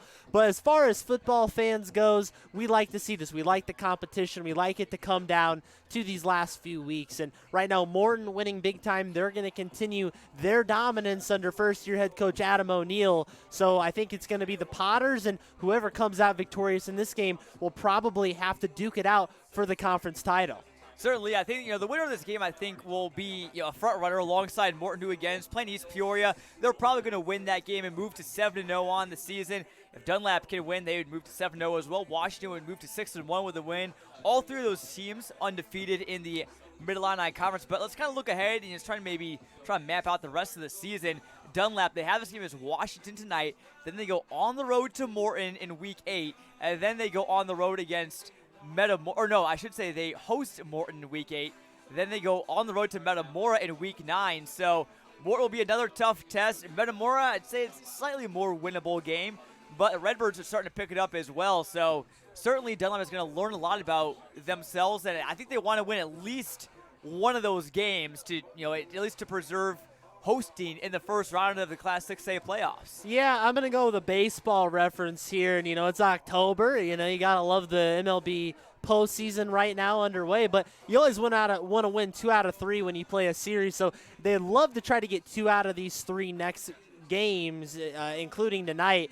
Certainly would be big for their momentum heading into the postseason, because I think Brett Caslett knows, this is a Dunlap team that has made deep runs in the playoffs before, making it to formerly Champaign for the state title game. So Dunlap wants to do more than just get to the playoffs. They want to make noise in the playoffs. Certainly, last year, obviously Dunlap, they've already exceeded their win total from last year. They had a 5-4 regular season and lost in the first round of the playoffs as we get ready to go here for the second half, but they want to get better as the season goes along. Brett Caslett said that we want the last game of the season, which would be Week 9 against Metamora, to be our best game and just, peak at the right time. He said it last year. They were better at the start of the season than they were at the end of it. So we'll see if they can continue to improve. But either way, facing teams like Washington will help you do that. Yeah, and one thing Brett Caslett said too is, you don't necessarily want this game or the next game to be the biggest game you play in a season. You want to be able to keep playing ball games into November and make one of those the biggest of your year. Second half ready to kick away. Another squib kick here for Washington, and is picked up and bobbled by Netters, who finally has it now. He stumbles and falls at the 20. First man there was Zane Hewlett, the special teamer for Washington. So Dunlap receiving the ball, Gavin. They have a chance to get themselves right back into the game here in their first drive for the second half. Like to be optimistic, John, and in all intents and purposes, you're down, but you had chances to make some adjustments at halftime, and you started with the ball here in half number 2. This has got to be the best case scenario, being down coming out of halftime. We'll see what Sutter can do. He'll start under center rather than the shotgun, but he'll start as the quarterback here in the second half for Dunlap. 6'5" sophomore with a rocket arm as 4 wide receivers, and actually moves one of them into the backfield. He drops back, a short drop back, and wide open along the far side. He's got Munoz, who dances a pass to defender and is past to 6. That's a nice, nifty move there from the senior wideout. Found a little room to run there and a few yards after the catch. Got to love the old yak yards, but Gabe Munoz got to get into some more spaces. He's been contained pretty well tonight on those little out routes, but if you can keep opening that up and spread out this Washington defense, maybe a little more success can come along. And just with how comfortable Dunlap looks passing the ball, Gavin, you look at the other teams in the Mid-Illini. We've seen Metamora, we've seen Pekin, we've seen Morton. Morton can throw the ball pretty good, but all these other Mid-Illini teams we've seen, none of them look as comfortable passing the ball as they do Dunlap. So if anyone can get back from a deficit quickly, got to think it's the Eagles. Sutter claps for the snap and will drop back again, looking to pass. He's rushed by 3 Panthers, now turns around, tries to get rid of it, and throws another pick. Noah Bell, the big fella, the defensive tackle, in for 6. A back-breaking pick for Dunlap. Unbelievable. Another defensive lineman pick 6. You thought once was crazy, try twice. You just don't see that very often. How about Noah Bell, the junior defensive tackle? As there's a flag down on the field. I think that's probably his first high school touchdown as a defensive tackle. The big fellas don't score TDs too often, and we've seen twice tonight guys on the line scoring. How about that? For Dunlap, Gavin, it's going to be, looks like a unsportsmanlike conduct against Washington. So that will likely be enforced on the kickoff, I believe. The scoreboard still hasn't updated to give Washington their points yet, but I believe the touchdown should stand. We will see, though. We're not 100% for sure. 2 off. Touchdown is good. I believe there are 2 unsportsmanlike against Washington, so got to keep your head in the game there. But still, a back-breaking turnover for Dunlap. That's now 3 for the Eagles. You just can't do that against the 3rd-best team in the state. Absolutely not, and kind of excluding that last little drive that they had at the end of the first half. The last 3 main drives they've had have all ended in a turnover. So Washington's defense, a lot to credit, but a few mental mistakes by Dunlap has certainly cost them. As the old saying goes, if you got to get knocked down, you got to get back up. Dunlap has had their chances to get back up, but so far they have not. And instead they've fallen down again with 3 turnovers, 2 pick sixes for the defensive linemen. First Garrett Cox, and then Noah Bell. And now the Panthers lead 21-0. So, again, still lots of football left to be played. We're less than a minute into the 3rd quarter. But, man, the energy has just been sucked out of this entire town right now. And you say about the big fellas, usually they say, for offensive linemen, they're up there eating the pancakes. They like to say that. But the defensive line is just chowing down on some eagle right now as they've been able to just come up with all the big plays in this game, responsible for 2 scores. And, again, this is not something you see every day. You don't see this from just any old high school football team. Reason being, Darryl Crouch's Panthers state-ranked very highly in Class 6A. But again, Dunlap, can you make those adjustments? It's not when you'll make those adjustments. Can you make those adjustments in this game? Imagine that play that Noah Bell had, that pick 6. Credit, it started with the offensive line, or the defensive line, I should say, because they put the pressure on Sutter. And then that was Doherty, I believe that was Doherty, Prina, and I believe maybe Eli Pappas bringing the heat. And then Noah Bell, the other side of the defensive line, finishes it off with the pick 6. So now Dunlap has to regroup as the Panthers kick it away from their own 25. Received at the 18. Here's Dawson Marmion. A good field position. Out past the 30, past the 40. Marmion's got some blockers across midfield before he's wrestled down by Mason Burke. But there's a start for Dunlap. And as soon as he kind of got up past midfield, you could start to feel the energy here on the home stands start to vibrate a little bit. So if anything can go right for this Eagles squad, I think this place might let loose, and that could be all they need. They're only down 3 scores, so if they can finally figure it out and find the end zone, they could really get some big momentum from the home side. The Dunlap Eagles Nest student section, they're jumping around near the front. They're decked out in purple tonight. Obviously, again, to support Tessa Sutton. The purple ribbon, you can see it almost everywhere around town. And you got Washington across the way in pink. So here goes Dunlap now. And it looks like this is Bargan back in. He looks to pass. Trying to find a receiver, and he's brought down. Garrett Cox, the defensive line, continues to feast. And yes, credit there to Cox once again getting in the pressure from the defensive line. But, you see that sometimes with young quarterbacks, even in the NFL and in college, sometimes you just got to know when to throw the ball away or just try to make a decisive move. Bargan just stayed a little bit too long and overstayed his welcome, resulting in a sack. And here for Dunlap, Gavin, I don't think they've ran the ball once in the second half, and that's resulted in a pick six and a sack.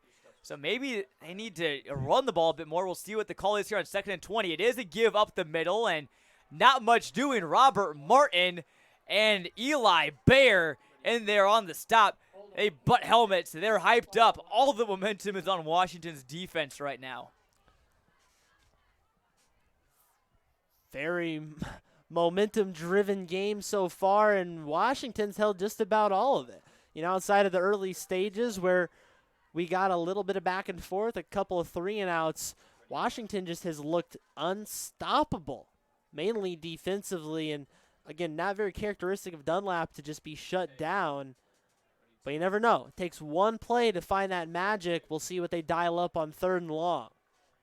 Darryl Crouch is aware of Dunlap's big play possibilities. They give up the gut, and he's again met. The defensive line for Washington is having their way in the trenches. It's going to be a 4th and long, and the Panthers will now take over on offense. And again, easier to say it from up here in the booth, but I probably would have gone with a pass right there. You know, at this point, you got to be able to be aggressive. You got to put some of those past mistakes behind you, and running on a 3rd and very long isn't going to do you a whole lot. So maybe just an opportunity for the offense to reset, gather their things, and collect their breath a little bit as the Dunlap defense will take back over and try to get a stop. They're just trying to run the ball just to not turn it over. Low snap is corralled, and Munoz gives it a good boot.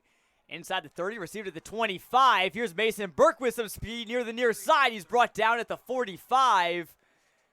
Good field position for Washington with 8:29 to go here in quarter number 3. Washington takes back over on offense, and again, that hasn't even really been the story. You know, the defense has probably been the biggest thing this season for them. Offensively, they've been great as well, but just scored once tonight, and it was on a short drive after the fumble recovery. So really haven't seen a total complete drive out of the Washington offense. Really, if they can do that here, it'll just give them dominance in every phase of the game. But Dunlap, again, has stood pretty tall in these long drive situations. They certainly have. Panthers have 55 yards to go. Give up the middle to Jace Harlan is not doing much, and they say the ball is out. Dunlap needed a big play, and they may have just got it. We'll await the call from the Zebras. It's Dunlap football.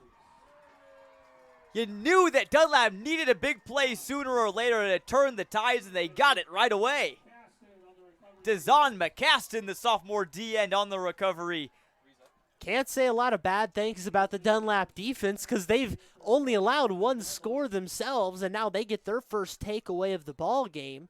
So we've seen 4 total turnovers. Dunlap gets their first right there, and now it's almost like they just got themselves a first down off that last play, as Bargan's going to go back in. They'll keep Sutter out there as well, so going deep into the playbook and trying to use all their weapons to try to figure something out. Curious to see if they will throw to Sutter at any point. Run up the middle, it picks up a decent chunk, and I think that's what Dunlap has to do. That's maybe not the most exciting play out there, but, you know, it keeps the defense honest and opens it up for potential passing later, and also wears down their defensive line that's been so good. Indeed, and this defensive line has just seemed to not lose any energy at all. I mean, it is cold out there. It is a brisk night. Haven't faced these temperatures yet this season. You got to think guys got to start cramping up. The legs get tired a little quicker, but Washington's D-line has not slowed down one bit. So Bargan under center again, more of a heavy set. They're going to give to Joe Weeks, the junior linebacker who goes both ways and plays running back as well. He gets up to about the 40, so that'll make it 3rd down and medium. It's a spot, Gavin, that Dunlap hasn't been in, but, you know, 3rd and 5, you got to feel pretty good because the playbook's pretty wide open here. Yeah, I would probably go back to a pass here. Sutter and Bargan both are going to be in the huddle. I believe Bargan's going to be the quarterback in this case. I like one of those little short passes, whether they slant up the middle or try to go to an out route. But the way the formation is looking, they may go back to the run. It's like that Maybe Weeks in the backfield again, and flags fly. See what this is on. It's probably, if I had to guess, would be against the Eagles. And that will be a false start. So now a 3rd and 5 becomes a 3rd and 10 for Dunlap. This is a big play. It's really not one that the game hinges on yet, but one that the Eagles need. They haven't really got much past Washington's 40 all night long.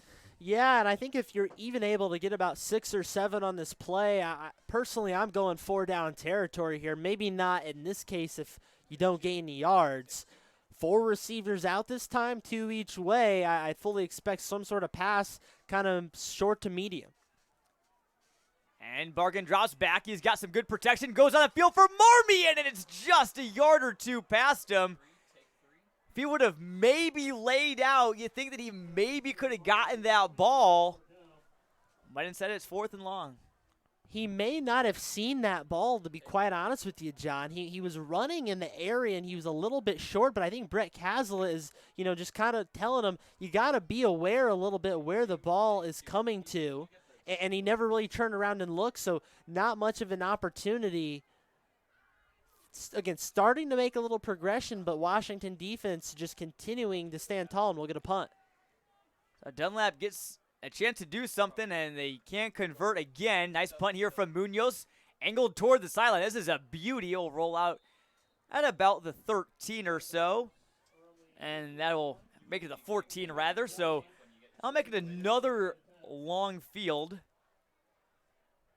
for the Washington Panthers. And as we get a quick break, we want to remind you to head over to CSM Overtime at some point for news, feature stories around the area. Had some great ones lately. Had one on Bloomington Central Catholic and their hot start. One of the best years potentially in school history brewing. A school with lots of tradition. We'll have lots more features coming as well, including next week, Gavin. I will be dropping a full 8-class bracket projection for IHSA football. So stay tuned for that. You won't want to miss it. Very in-depth, and I'm not leaving any stone unturned. So and over to CSM Overtime. Plenty of stuff over there for you as Humphrey drops back, almost evades the sack, and is picked off by Gabe Munoz. A turnover right again for Dunlap.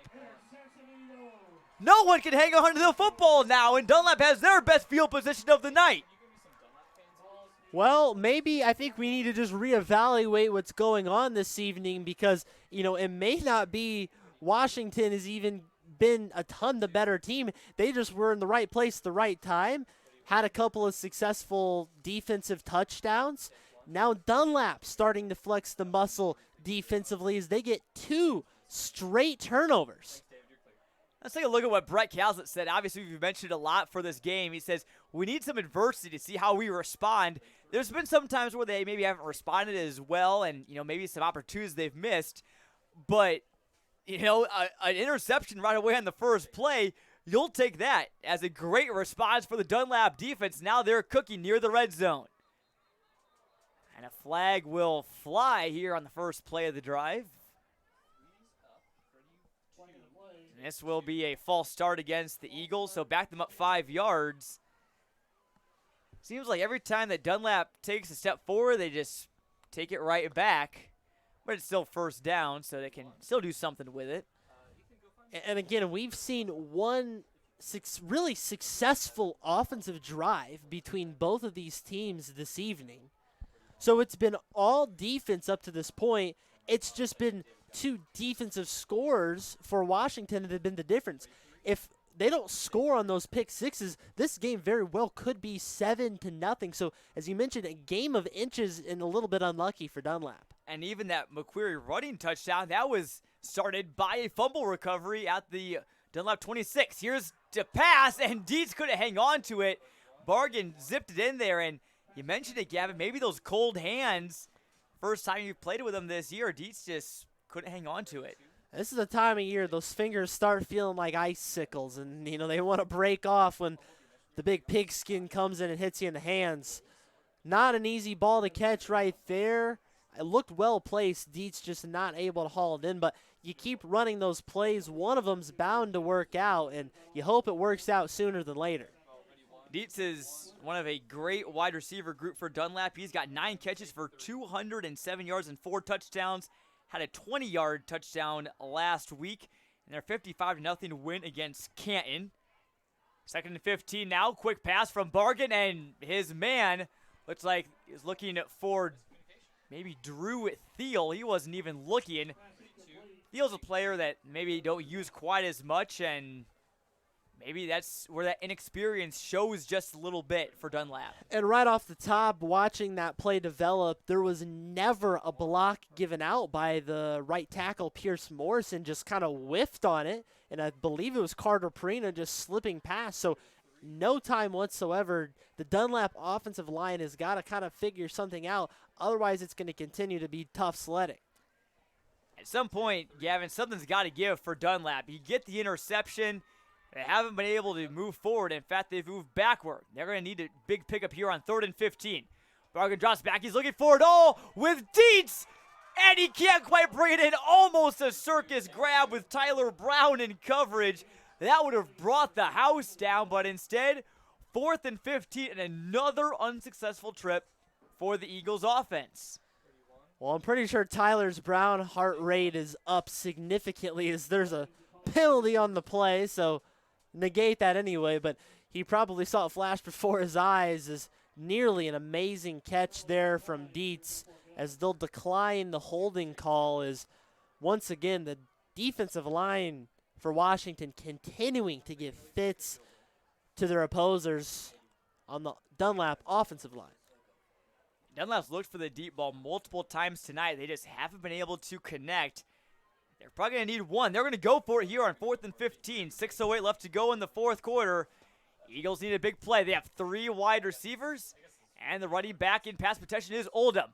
Bargan throws it down again, same play, and they throw a flag. That's going to go on the Washington defense. Kanan McQuarrie can't believe it, but that was a pretty clear hold on the Washington defense.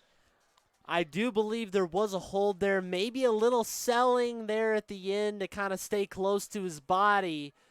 But again, got to be a little more heads up than that. That ball wasn't really super close in range. That might be what the officials are talking about, whether that ball was very catchable or not, and maybe seeing it from some other angles. But we will see a pass interference call. So, indeed, they will move the sticks and get a first down. Well, no, it's in high school, Gavin. It's a 10-yard penalty, I believe. So, I believe it still will remain 4th down, if I'm not mistaken. Again, watching NFL Sunday and college football as well, you got to adapt to the rules on Friday nights. That's true. Good point. So, I believe that's going to make it it's very close to a first down at that. I mean, they are... If nothing else, they're on top of the 4th and an inch, maybe. So that's a 15-yard penalty rather, and not a 10-yard one. And now they say it's a first down. So it will be first down with Dunlap after all the dust has settled at the 16-yard line. Gavin, I think it feels like they have to score here now. They just got given a gift with that flag. They certainly did, giving them new life, and they have 4 downs to work with. They can get another first down before they get the end zone. I'd like to see a run here on first down. Oldham is the man in the backfield. Bargan under center, pitches it out to Oldham. He looks left before he's wrapped up again. The interior lineman for Washington, Eric Doherty, Robert Martin, and Noah Bell have been there all night long. Eric Doherty is just got in there. You know, all 6'5", 300 pounds of them got in there and just shut it down. Oldham tried to make a cut back, but brick wall right in front of him. That's 75 in white. Doherty, a player that's earned a lot more playing time. He's the guy that they call Big Rick on the defensive line. In fact, when I was filming our intros, he almost introduced himself into the microphone as Big Rick, and I said, hey, why not? He's had a heck of a game, just a junior on the defensive line for Washington. 2nd and 11 now for the Eagles on Washington 17. 3 wide receiver set and another flag, Gavin. The game flow has really been interrupted by these flags.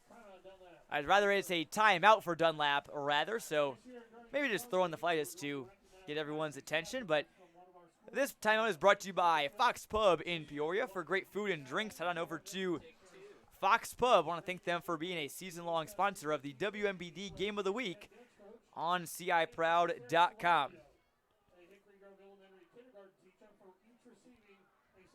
5 minutes, 11 seconds left to go here in the third quarter. A quick game recap in case you're just tuning in. Garrett Cox, the defensive end for Washington, was the first player to score. Intercepted a quick pass out by Dunlap's Max Sutter. It's hard to keep the two straight, Gavin. Back in the second quarter, ran it back for a touchdown. Then Kanon McQuarrie tacked on a short rushing score just before the half. Then, on Dunlap's first drive of the second half, Noah Bell, the defensive tackle, ran a pick six from Sutter back into the end zone. And that's how Washington got their 21-0 lead. Dunlap has had their chances and shown flashes, but again, it's been Washington's defense putting the hammer down. Oldham in the backfield, two bargains, right, three wide receivers in a tight formation. And another flag. We'll see what this is. I don't think it's a timeout. And it's a false start on Dunlap. We've seen a couple of them tonight, Gavin. Again, this has been a bit of a problem for Dunlap throughout the year. With a young team, you'll get that sometimes. You get a little miscommunication. You get guys that are a little overeager, jump a little bit early. But you can't do that in this situation in a must-score drive with 5 minutes left. To really put yourself back in this game, you need to get a score right here. So, gotta, again, just find something. Haven't been able to move the ball very much at all in this game. And it's even tougher when you consider that penalties will move you backwards. Another flag, and Brett Caslett is irate right now. I don't know if this is another timeout or a flag. It's a timeout for Dunlap, but I'm sure that Brett Caslett was none too pleased having to burn that with 5 minutes to go here in the third quarter. Dunlap has to just get on the same page. And this timeout is brought to you by Fox Pub in Peoria. But, again, I don't know what's going on, if it's communication issues or what. Especially with the false starts. Their offensive line has got to start playing better. They can't have those penalties and let Washington's D-line dominate you. I think if you're in that huddle right now, you need to just go back to the bases and be like, we're playing football. We don't need to worry about tearing off a big chunk play. We don't need to worry about all the ins and outs of the routes and whatnot. We need to just go play football. Get the snap off, run the play. Things will make themselves happen. I think they're just trying to do a little bit too much, bite off a little more than they can chew, and it's gone to their detriment. So just go out there and play some football. You got to wonder if, the fact that Washington's such a good opponent, a big opponent, a game that they've been looking forward to all year, maybe it's in their heads now. Here's Munoz with some speed on the outside. He's past the 20 up to the 15 before he's pushed out by Andre Lewis. So nice pickup there as Munoz slightly shaken up, but he's all right. So a pickup of about 6 or 7. That'll get him back close to the original line. Make it 3rd and 10 officially. So, and that was a football play right there. You just got it in the hands of one of your most athletic players. Let him make a play. They were able to pick up some yardage right there, and it'll put them right back at the sticks with a couple chances to try to pick up a first down or a touchdown. Down in the red zone, you got to watch Max Sutter, 6'5" wide receiver. He's a number 7 in gray on the top of your screen. Although Dunlap going with a heavy set, they're going to look to Sutter, jump ball in the end zone. Sutter is in and out of his hands, just right through it. Again, I'm not sure with our depth perception here if it was on the money and just went through his hands or if it was just overthrown. Either way, it's 4th down Eagles. I took a look here on our monitor in the booth, had a little bit of a closer up angle on it, and we need to invest in some replay. This would be a perfect time for it, John, but he just kind of had it in the tip of his hands, wasn't able to pull it into his body, and it slipped off at the last second. Dunlap has just gotten so close in this game, the inches have just gone against him. I love the play call, though. I mean, if you have a 6'5" wide receiver, Max Sutter, in one-on-one coverage, too, you might as well go for him. Maybe they go for him again here on 4th and 10 from Washington 16. Bargan has time. He's looking. He's got a man near the corner. And it looks like that pass is brought in. Looks like that was Munoz. Again, Washington senior receiver continues to make plays. What a catch right there. Just a enough to get that 1 foot in. We're not playing in the NFL here. You can just get 1 foot in bounds, and that's good enough for a catch. That was a huge drive-saving play right there as Munoz continuing to be a little shaken up, but staying in their absolute workhorse for Dunlap. He's their cupcake of the night. Now, 1st and goal from the 1. Dunlap can punch it in. Sutter hands off. It's Weeks. He tries to get in. Didn't quite get a push. So it'll be 2nd and goal again from the 1. Boy, that battle in the trenches against that Washington defensive line is going to be primetime television. Just absolute bloodbath down there between the two lines. But what they did right there, you got to give it to whoever you think's the strongest ball carrier. Don't try to get fancy at the goal line. You're a yard or 2 out. Just punch the ball in. That's all you got to do. Get back to the basics. Play some football. Put the head down and get in the end zone if you're Dunlap. And Weeks, the short yardage back. The farm boy, he's a workhorse. Can he get it in on 2nd and goal? Flags fly. Dunlap is really hoping it's not against them. And it's another false start, Gavin. That's at least 3 or 4 in just this 3rd quarter alone. That is one of the most detrimental plays you can have. You're a yard out. Now you've got 6 yards to go on 2nd and goal. Brett Haslett cannot be happy with that right there. So now you got to expand your playbook a little bit. Do you go back to the run on 2nd down? Do you try to find a short yardage pass? Now it becomes a little more risky, especially with how the events have unfolded tonight. When Dunlap's passed, some not so great things have happened, although Munoz made a great catch. He is at the top of your screen now. A handoff to Oldham. Another flag flies. You can't be serious. If this is another false start against Dunlap, Gavin, I've got to be honest, I don't know how you just deal with that. It's just almost every play at this point. And it's another false start. Unbelievable, and Dunlap continues to shoot themselves in the foot. That's a problem, Gavin, that's been at Dunlap for the last couple years. Certainly not what you want, and it's just almost unbelievable. It's, you know, you're getting yourself so close, and now you back yourselves up 11 yards away. So they're just trying to see how far they can get it. But, hey, you know what? Maybe they're just setting themselves up for something a little bit bigger.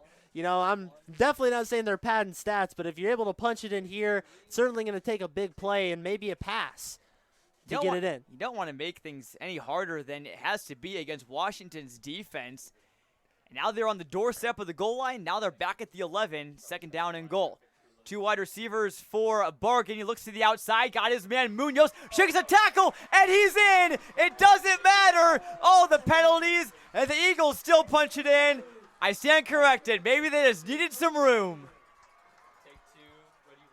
I almost like I called it there, John. They backed themselves up, and, hey, maybe looking for a pass there at that point. Certainly not intentional to get those 2 false start penalties, but one way or another, it got them into the end zone before the end of the 3rd quarter, and now they're just down, assuming they can get this PAT, put them down just 2 touchdowns, which is a huge turn of events, especially the way things have gone in this ballgame. How about it, Gavin? They overcome as the PAT is up and good. It's 21-7. I got to say, I almost feel bad for ripping on Dunlap, all those false starts and all the shortcomings they've had tonight. That's great resilience right there to recover from that and just play football. How about Gabe Munoz making play after play tonight? He saved that drive with that grab on 4th and 15 and then breaks it in from 11 yards out. And Dunlap is back in business as we get a look at our Upstream Auto Group scoring drive. They go 8 plays, 26 yards, a lot of flags. They still punch it in the 3 minutes and 33 seconds. That makes things a lot more interesting, Gavin, with the way Dunlap's defense is played.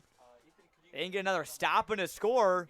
They're right back in this game, so don't go anywhere. You know, Dunlap's had a lot of unfortunate breaks tonight. They've had a few things that haven't gone their way by a matter of inches. But sometimes you got to get lucky, too. And a young team like this that showed they were resilient, they got a little bit fortunate on that drive, keeps their hopes alive. And at this point, that's a mental reset for you. Now you go out, you keep doing your thing, and this is a brand new ball game. Squib kick is away for Dunlap. It's fielded by the up man at the 32 and taken out at about the 41. Did not see who that was on the return, but either way, Washington will get good field position. Now for Washington, Gavin, they've turned it over on their last 2 drives, as that was James Johnson on the kick return for Dunlap. They had a fumble and then the Munoz pick, and both of them happened on the first play of their drive. So can they just get their legs under them? Yeah, that's certainly what you want to see, and I would be very shocked to see another turnover here, although we certainly can't rule anything out tonight. Everything is on the table, the kitchen sink here in Dunlap. But at this point, if you just take care of the ball, move for some yards, and just try to put together a long drive, that may be the best bet for Washington. Another jumbo set here as a handoff to McQuarrie. Stumbles ahead and gets up to about the 41 before he's brought down. The Dunlap defense, Gavin, they're pretty well rested. They've only had to play about just 2 or 3 plays total in this third quarter. And it's funny enough, they haven't really played much at all in the second half because Dunlap's been ahead by so much at the half. Yeah, I mean, really, Dunlap's defense has stayed fresh, and every time they've gone out there, they've seemed to make a play. Again, alone from that one 20 or 30-yard drive coming off the fumble that resulted in a touchdown, Dunlap's defense has been close to perfect, so a lot of credit to him, a couple takeaways as well. Humphrey under center, and he gives off to McQuarrie again, who breaks the tackle before he's lined up and taken down. I think that was Dawson Marmion coming in from the secondary and threw him backwards to prevent the first down.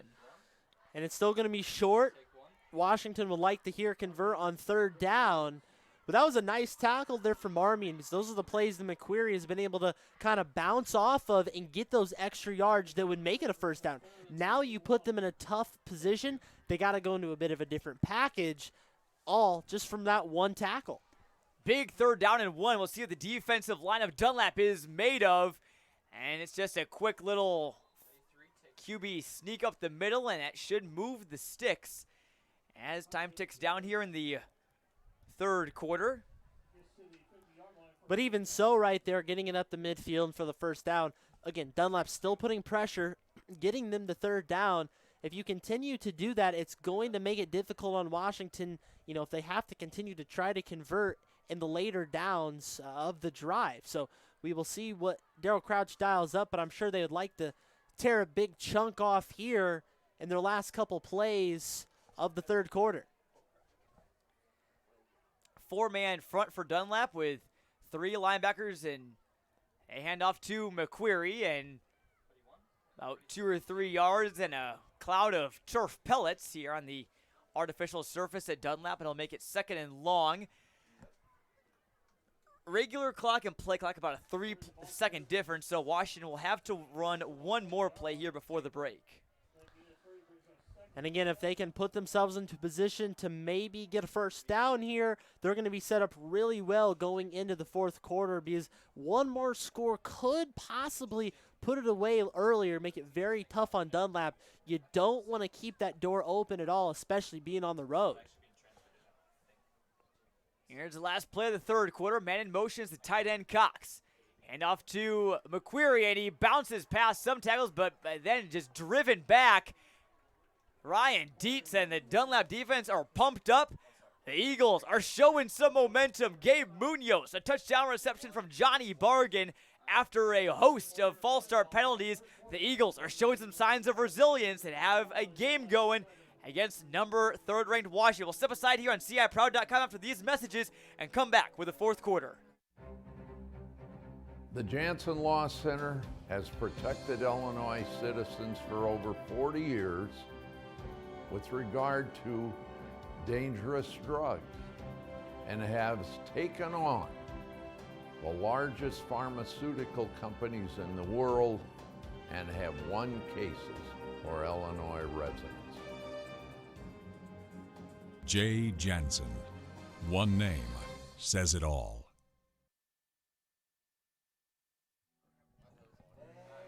And welcome back to Dunlap as Sweet Caroline plays on the loudspeakers. And some fans are getting up, maybe trying to get the blood pumping a little bit. It's a cold night here in Dunlap. We're doing the Sweet Caroline. We're swaying in the booth right here on Clutch Sports Media, having some fun. Jonathan Michael and Gavin Russell here tonight, alongside our great director, Joshua Messenger, our producer, Charlie Schermerhorn, and our camera operators, David Stevenart, Ethan Carboni, Latif Love. And we have Ethan Genders and Kenny Clifton on the sideline getting videos. Dylan Sparks taking pictures. Elsa Olmstead, her first game with Clutch Sports Media, helping out with social media updates. We had a big crew here tonight. Glad you're with us here on CIProud.com. Big third down for Washington, and McQuarrie doesn't go down, but he's instead driven back. Well, Dunlap had to be careful there not to incur the unnecessary roughness. Now that was Harlan on the carry. And it's going to be 4th down and short. This is a big call right here, John. If they decide to go for it, which I wouldn't totally blame them to do, keep the drive rolling, keep chewing clock. If Dunlap can make a stop, boy, this could get very interesting. I expect the home crowd to start to get fired up here for a big 4th down. I got to get the fans all riled up. This is a big play. If Dunlap can stop it, the drives in the tracks for Washington. It's about how much you trust your offensive line and your running back. Humphrey under center, and he tries to call a timeout. They may have just tried to go with the hard count. Dunlap, give him credit. They didn't bite and incur another pre-snap penalty, so better and improved discipline there. Indeed, and that was definitely heads up. That may have been something that Brett Caslett said. It was just don't jump. Whatever you do, get up that line and don't jump. Keep that in mind, and then they definitely did so right there. It's a Fox Pub timeout, as both teams will try to talk this over. You know, after watching the Chicago Bears a couple weeks ago, in this very same situation on a 4th down, took the timeout and eventually still decided to go for it. I've left quite unsure what they might do here. You know, will Darryl Crouch come out of this timeout trying to actually run a play, or will they bring special teams unit out? We'll see what they do right here. I venture to say I think they just still go for it. You're past midfield. You can continue to run the clock down, make that Dunlap's biggest enemy. But again, Darryl Crouch, he's got to have something up his sleeve, and we'll see what he's got. By and large, Washington's been running the ball for most of this game, and you combine that with the fact that Dunlap's defense, at least our starters, have not really played a full 4 quarters this year. Got to wonder what their stamina levels are like right now and how worn down they're feeling. They're going for it again on 4th down. 3 people in the backfield. They move Harlan and Eli Bear over. They hand off to McQuarrie. He's got the 1st down past the 30. He's still chugging down almost to the 25, but there's a flag flying. We'll see what this is about. This may be on Dunlap. It could be a face mask. And that could give them some more yards. If it is a face mask, it looked like they threw it while they were trying to bring him down. He just wasn't going down. His legs were just churning and churning. And he kept going. It's a big run there for Kanon McQuarrie, who hasn't had quite the dominating game we're used to seeing from him. He's only had 1 game so far this season where he hasn't reached 100 yards. That was against Kankakee. He had 82 in that one. His best game of the year, he had 229 against Canelan, their very first game. And he's coming off a 7-carry, 107-yard, and 2 touchdown performances against East Peoria, where he only played in the first quarter. So 1st and 10 now for Washington. McQuarrie bounces off of a hit and stays up, gains a couple more, 2nd and medium now. Gotta go bend, don't break here on this drive. They tried to do it earlier, couldn't quite be successful, but Dunlap's gotta just dig their heels in and try to at least hold them to a field goal, if nothing else. Again, time starting to tick away, and it's become one of their biggest enemies. You're down 2 scores, but really can't afford to give up anything else here, John. So they don't want to get that touchdown and then just give it right back. Again, the Dunlap defense has only allowed 1 touchdown tonight. The other 2 have been pick sixes from Washington's D-line. Give to McQuarrie, and he's still chugging on forward, and he's carrying the pile. He's close to the sticks. That'll make it 3rd and short. Probably feels more like a 2nd and short because I think Washington, if they don't have any false starts, if it remains 1 or 2 yards to go, they'd probably go for it. I totally agree with you, John, and I think, you know, we kind of go back to the point of playing complete 4 quarters. Dunlap's tackled very well tonight and held McQuarrie at bay that way. But again, as we get into later stages of this game, the Dunlap legs may be starting to tire out a little bit, so they got to keep making those solid tackles and fight the tiredness. 3rd and 2, they could use a big TFL here. Humphreys under center, no wide receivers. Washington's going to run this ball. And they hand off to McQuarrie, running left, and he evades the first tackler, gets down to the 10. That's a first down, and just very consistent running from the Panthers' star senior running back, and he keeps the chains moving. It doesn't always take the big run, but the consistent run gets it done too. You run it 5 or 6 yards, and it'll take you, 10 or so plays to get halfway down the field, and you have a few big plays to mix in there. You're eventually going to find yourself in the end zone. Washington knocking on the door right now. 9 yards to go, 1st and goal for the Panthers. Dunlap defense needs to bear down here. We're under 9 minutes to play left in the game. Humphrey takes a long look at the play clock. Now shows 5. He hikes it. Hand off to McQuarrie, and he's brought down. Big tackle in the backfield. I think that was Weeks who came in there. That certainly was big, and again, the tackling has got to be one of the most important parts this evening for Dunlap. Getting in there for the tackle for loss, definitely big time. Joe Weeks, the junior linebacker, has had a couple big tackles against McQuarrie tonight. Dunlap's linebacking group as a unit, Weeks and Nick Mueller, Jackson Nolan, they got to be really tough to bring down McQuarrie because he doesn't just go down the first time you touch him, and I'm sure the Eagles already knew that, and if they, even though they already knew that, they're learning tonight. 2nd and goal now. Washington content to just keep running the ball. They pitch it out right, looking for a hole as McQuarrie. He dances in across the 5. He's still on his feet and on 2 legs into the end zone. He doesn't go down. Washington regains their 3-possession lead. What a run from the senior McQuarrie. Juke right, juke left, back juke right, into the end zone. McQuarrie's just playing Madden this season, using the skill stick at every conceivable time he can. That's a big, big run for the senior back who got tackled for a loss on the previous play, then responds with almost like he was running through a maze. And that's a big touchdown from Washington. Makes it now a 3-score game and takes 7 minutes off the clock. That's just what Darryl Crouch in the Washington sideline was looking for. Perfect looking drive right there. A lot of time run off, and yeah, everything Darryl Crouch wanted. Uftring Auto Group scoring drive, 10 plays, 62 yards, 7 minutes off the clock. It's not so much that Dunlap can't come back from a 21-point lead. It's now the fact that you have less than 8 minutes to work with.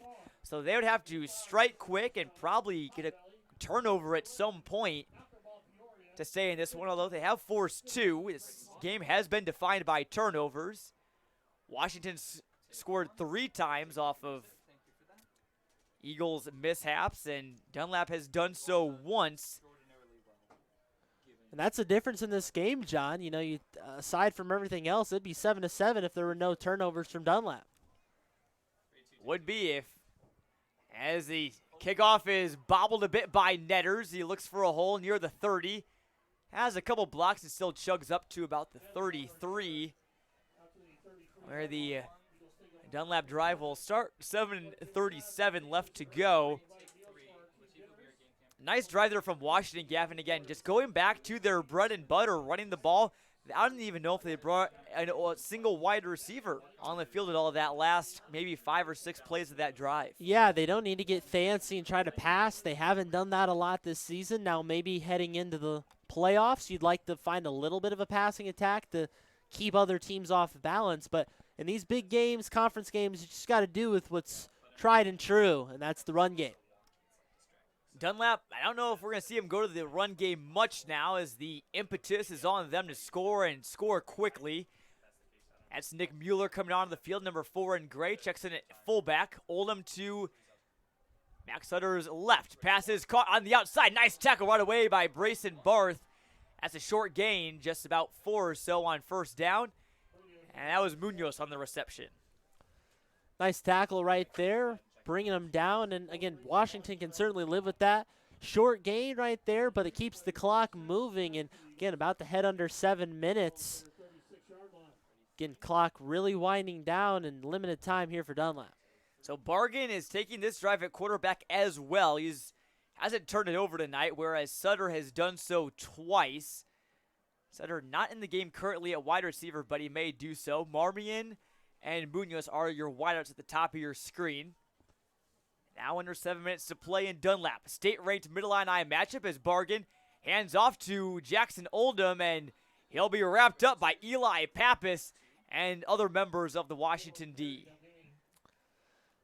And that's not a surprise, John. We've seen that quite a bit tonight, and great running backs, here for Dunlap. They have a number of options they can use out of the backfield, but just, again, better play from the defensive line. Cox, Prina, Big Rick there on the D-line. A lot of great players there.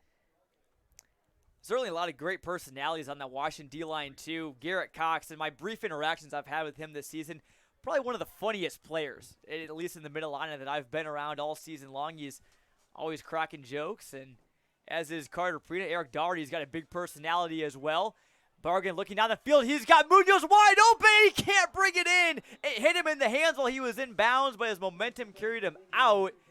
Washington dodges a bullet there. That could have been a big play. That certainly would have been huge had they been able to hook up right there, but kind of off the back foot was the throw, and then Munoz was already sailing towards out of bounds, so again, just didn't quite have it right there. But as we can see, John, throughout this game, there are so many plays that if it goes a little bit differently, Dunlap is going to be putting up some big plays and some big numbers, and this is going to continue to develop. We're not just going to see this season. We're going to see it for seasons to come. 4th and 7, and Dunlap looks like they're going to bring the punt unit on. I'm a bit confused here, Gavin. You got to go for it if you want any chance of winning, and they're just going to kick this one away. A punt bounces at the 24. Barth looks like he'll just let this one bounce now inside the 20 to the 15. Gavin, I don't know about that. I mean, it's 4th and 7. I know it's in your own territory, but you got to give your team a chance to win. And now you're pretty much putting all your chips on your defense that they're going to get a quick turnover and score. Which I totally agree with that, and I don't want to give bad analysis here and suggest that they've just kind of moved on from winning this game. The whole goal is let's win this ball game. You always want to be in win mode. But at the same time, John, as we discussed, both coaches recognize coming in this game, yes, there's a lot of importance, but this game also tells us where we're at as a team, what we need to get better at, and how we can learn going forward. So maybe it's something Brett Caslett just wants to continue to put his guys in regular situations, kind of go on a regular schedule, and if punting is the case, to help them be better next week, then hey, go for it. So Washington will take it over, and no secret what they'll do. They're just going to run the ball and try to run some clock with it. McQuarrie breaks the tackle by McCaston, and he'll get up near the sticks. Now, Gavin, we're seeing McQuarrie, have those runs that we're used to seeing from him. He averages, I'd say maybe about 8-9 yards a carry, and now we're seeing those 8-9 yards on almost every attempt. Which, big props to Dunlap. The only other team that's been able to hang with Kanon McQuarrie for the entire game was Kankakee, who, of course, is state-ranked ahead of both of these teams in Class 6A. But finally, McQuarrie just starting to wear him down on a cold evening. He continues to keep running. The workhorse for Washington will get it again. They'll plunge past the sticks and make it another first down. So every first down that Washington gets just puts them that much closer to a win. That would put them at 6-1 overall, and more importantly, undefeated at 5-0 in the Mid-Illini Conference with some big wins over Metamora and Dunlap. Obviously, you got that Week 9 contest against Morton looming large. That could potentially be, now given if this result holds, potentially could be for all the marbles in the Mid-Illini. Really could, and again, it's going to come down these last couple of weeks. You got to stay tuned in. You don't want to miss a second of this action. It's going to come down to the final seconds of the final weeks. Humphrey gives off to McQuarrie again. He's still on his feet, and he is eventually neutralized after a gain of about 3. And again, continuing to run the ball has got to be the name of the game. I think Dunlap kind of recognizes the position they're in. And again, they're not trying to give away this game, not trying to not find ways to win. But how can you learn from these drives, late game situations? You keep your starters out on the field, which we haven't seen a lot, John. By this point in the game, most of the time the starters had been gone off the field. So even in these late stages, you're getting positives by just keeping your guys working and continuing to let them see game action late into the fourth quarter. Yeah, certainly this is, obviously if Washington were to hang on and win this game, it looks like they are, it's like that run is going backwards. McQuarrie pushed back, but, there's obviously still some positive takeaway for Dunlap. You got some timely turnovers on defense. Gabe Munoz has had a fantastic game. But obviously also, going up against competition like this, you obviously learn a lot. You learn you can't have penalties. You can't turn the ball over. And, again, I think if you take away those 2 pick sixes, again, it's a 14-7 ball game, and you also don't fumble either. You take that score away from McQuarrie back before halftime. We're tied up right now. Obviously, you don't want to play the shoulda, woulda, coulda game too much, but I think this game wasn't as far apart as the final score may suggest. No, certainly not, and wrapped up right there. Not much going there on third down, but this is one of these games, right, John, that it kind of burns in you. You think, man, if we would have done this differently on our end, we could have completely flipped the script. Not they beat us. They ran all over us. They were just better than us. Dunlap shot themselves in the foot, so that's going to be something that's going to stick with them. They may not be able to sleep super well tonight, staying up thinking about it, but that's also the thing that's going to make them better going forward. These are the losses that really help you learn, and undoubtedly they will be a better team heading into Week 8, Week 9, and into the playoffs. And given how good both of these teams are, Gavin, I think it kind of boils down to that, your best opponent is going to be yourselves. I think if Dunlap doesn't beat themselves, I think they can win this game. And, Washington, they go like that quote from Darryl Crouch, they said we go up against ourselves in practice each week, and our biggest games are on Tuesday and Wednesday. So when you see the toughest competition is this Fox Pub timeout. I want to thank Fox Pub for their support and all of our great sponsors for the support of tonight's broadcast. And also one last time, I want to give you a reminder to head on over to CSM Overtime. For this game, John Camosa will have the story from this one, and we'll also have lots more coverage again. That playoff preview picture, all 8 classes, we're going to give you maybe your most likely playoff opponents, what to watch for, what to root for if you're a fan of each certain team in the final weeks as well. Obviously, analysis, daily roundups, photo galleries. There's going to be some amazing photos from this game up on CSM Overtime as well. And once you subscribe, you get access to all of it. Once you obviously subscribe, you get it's kind of, the world is your oyster at that point. So definitely go ahead and head to clutchsportsil.com/overtime. This punt hangs in the air and bounces backwards, flag down at the 34. So we'll see what this is about. Dunlap will probably get another chance to maybe try and right some things on offense, maybe try and build some more momentum, and it's going to be another big game for them next week when Morton comes to town. Boy, the Potters are looking very special this year, and we know they had some great seasons a couple of years ago. Seth Glatz was an absolute monster as a running back for the Potters. Then they, with Glatz's departure, fell away a little bit, had the rebuild, but now under Adam O'Neill, who just brings in great experience, brings great flavor to the Morton community, he is going to be able to really turn things around there for the Potters, and certainly they're showing that this season, right out of the gate, they have been nothing but spectacular. Going to give Dunlap a big test, and hey, that's another very even-looking game in my opinion. Potters can't take it lightly. Eagles with a big opportunity, so it should be a fun one. And Morton's leading right now 61-14 over East Peoria, taking care of business as many would expect. Metamora takes down Limestone 56-7. Other action in the Mid-Illini. This give goes to Oldham. Great tackle from Eli Pappas. Gavin, we haven't mentioned his name a ton, but he's having almost kind of quietly having a great season. He came in as a tackle leader on Washington, had 7 tackles for loss and 4 sacks coming in. So him and Harlan and Bear, if you are lucky enough to get past the Washington D-line, you got to deal with those 3. Yeah, you don't necessarily have those middle linebackers you call their name a whole lot because they're not making always the big game-changing plays, but those are the mainstays that just make the tackles, that make the regular plays, that you don't appreciate them enough, but if they weren't there, you certainly would miss them, and, he's definitely a big part of this Washington defense. Second and 10 from the 37. They'll give again to Jackson Oldham, who breaks free for his longest gain of the night. And he's wrestled down violently by McQuarrie at the 13 as the ball came out, but the referee is saying he is down. McQuarrie still played with some fire, even with in the final minute of the game. Good run, though, from the junior Jackson Oldham. Very close to another turnover, but Oldham with a nice run right there. And again, he can do that. He can really find himself to be able to get hot at any point in the game. He's a guy with some good experience, and again, transferring up this year, getting his first taste probably of playing football in the cold. Yeah. That's certainly something he's got to get a little more accustomed to. But, hey, his legs don't look too tired. And, again, getting used to this cold pretty quickly.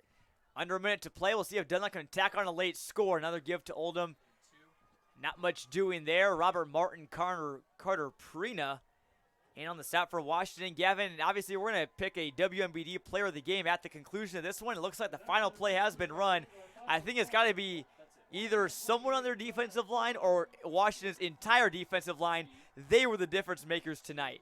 Yeah, certainly that's one to think about right there. And I think that, you can definitely look at Cox. You can definitely look at some other players on D-line. Cox may be the best option there as he, had some sacks, had some tackles for loss, and as well as that pick six as well. So overall, a fantastic game from that Washington defensive line, and they will go on to win this evening as they will stay perfect in the Mid-Illini Conference and hands Dunlap their first loss of the year. Both teams now sit at 6-1. We'll be right back here on CI Power to wrap things up and sign off on the WMBD Game of the Week.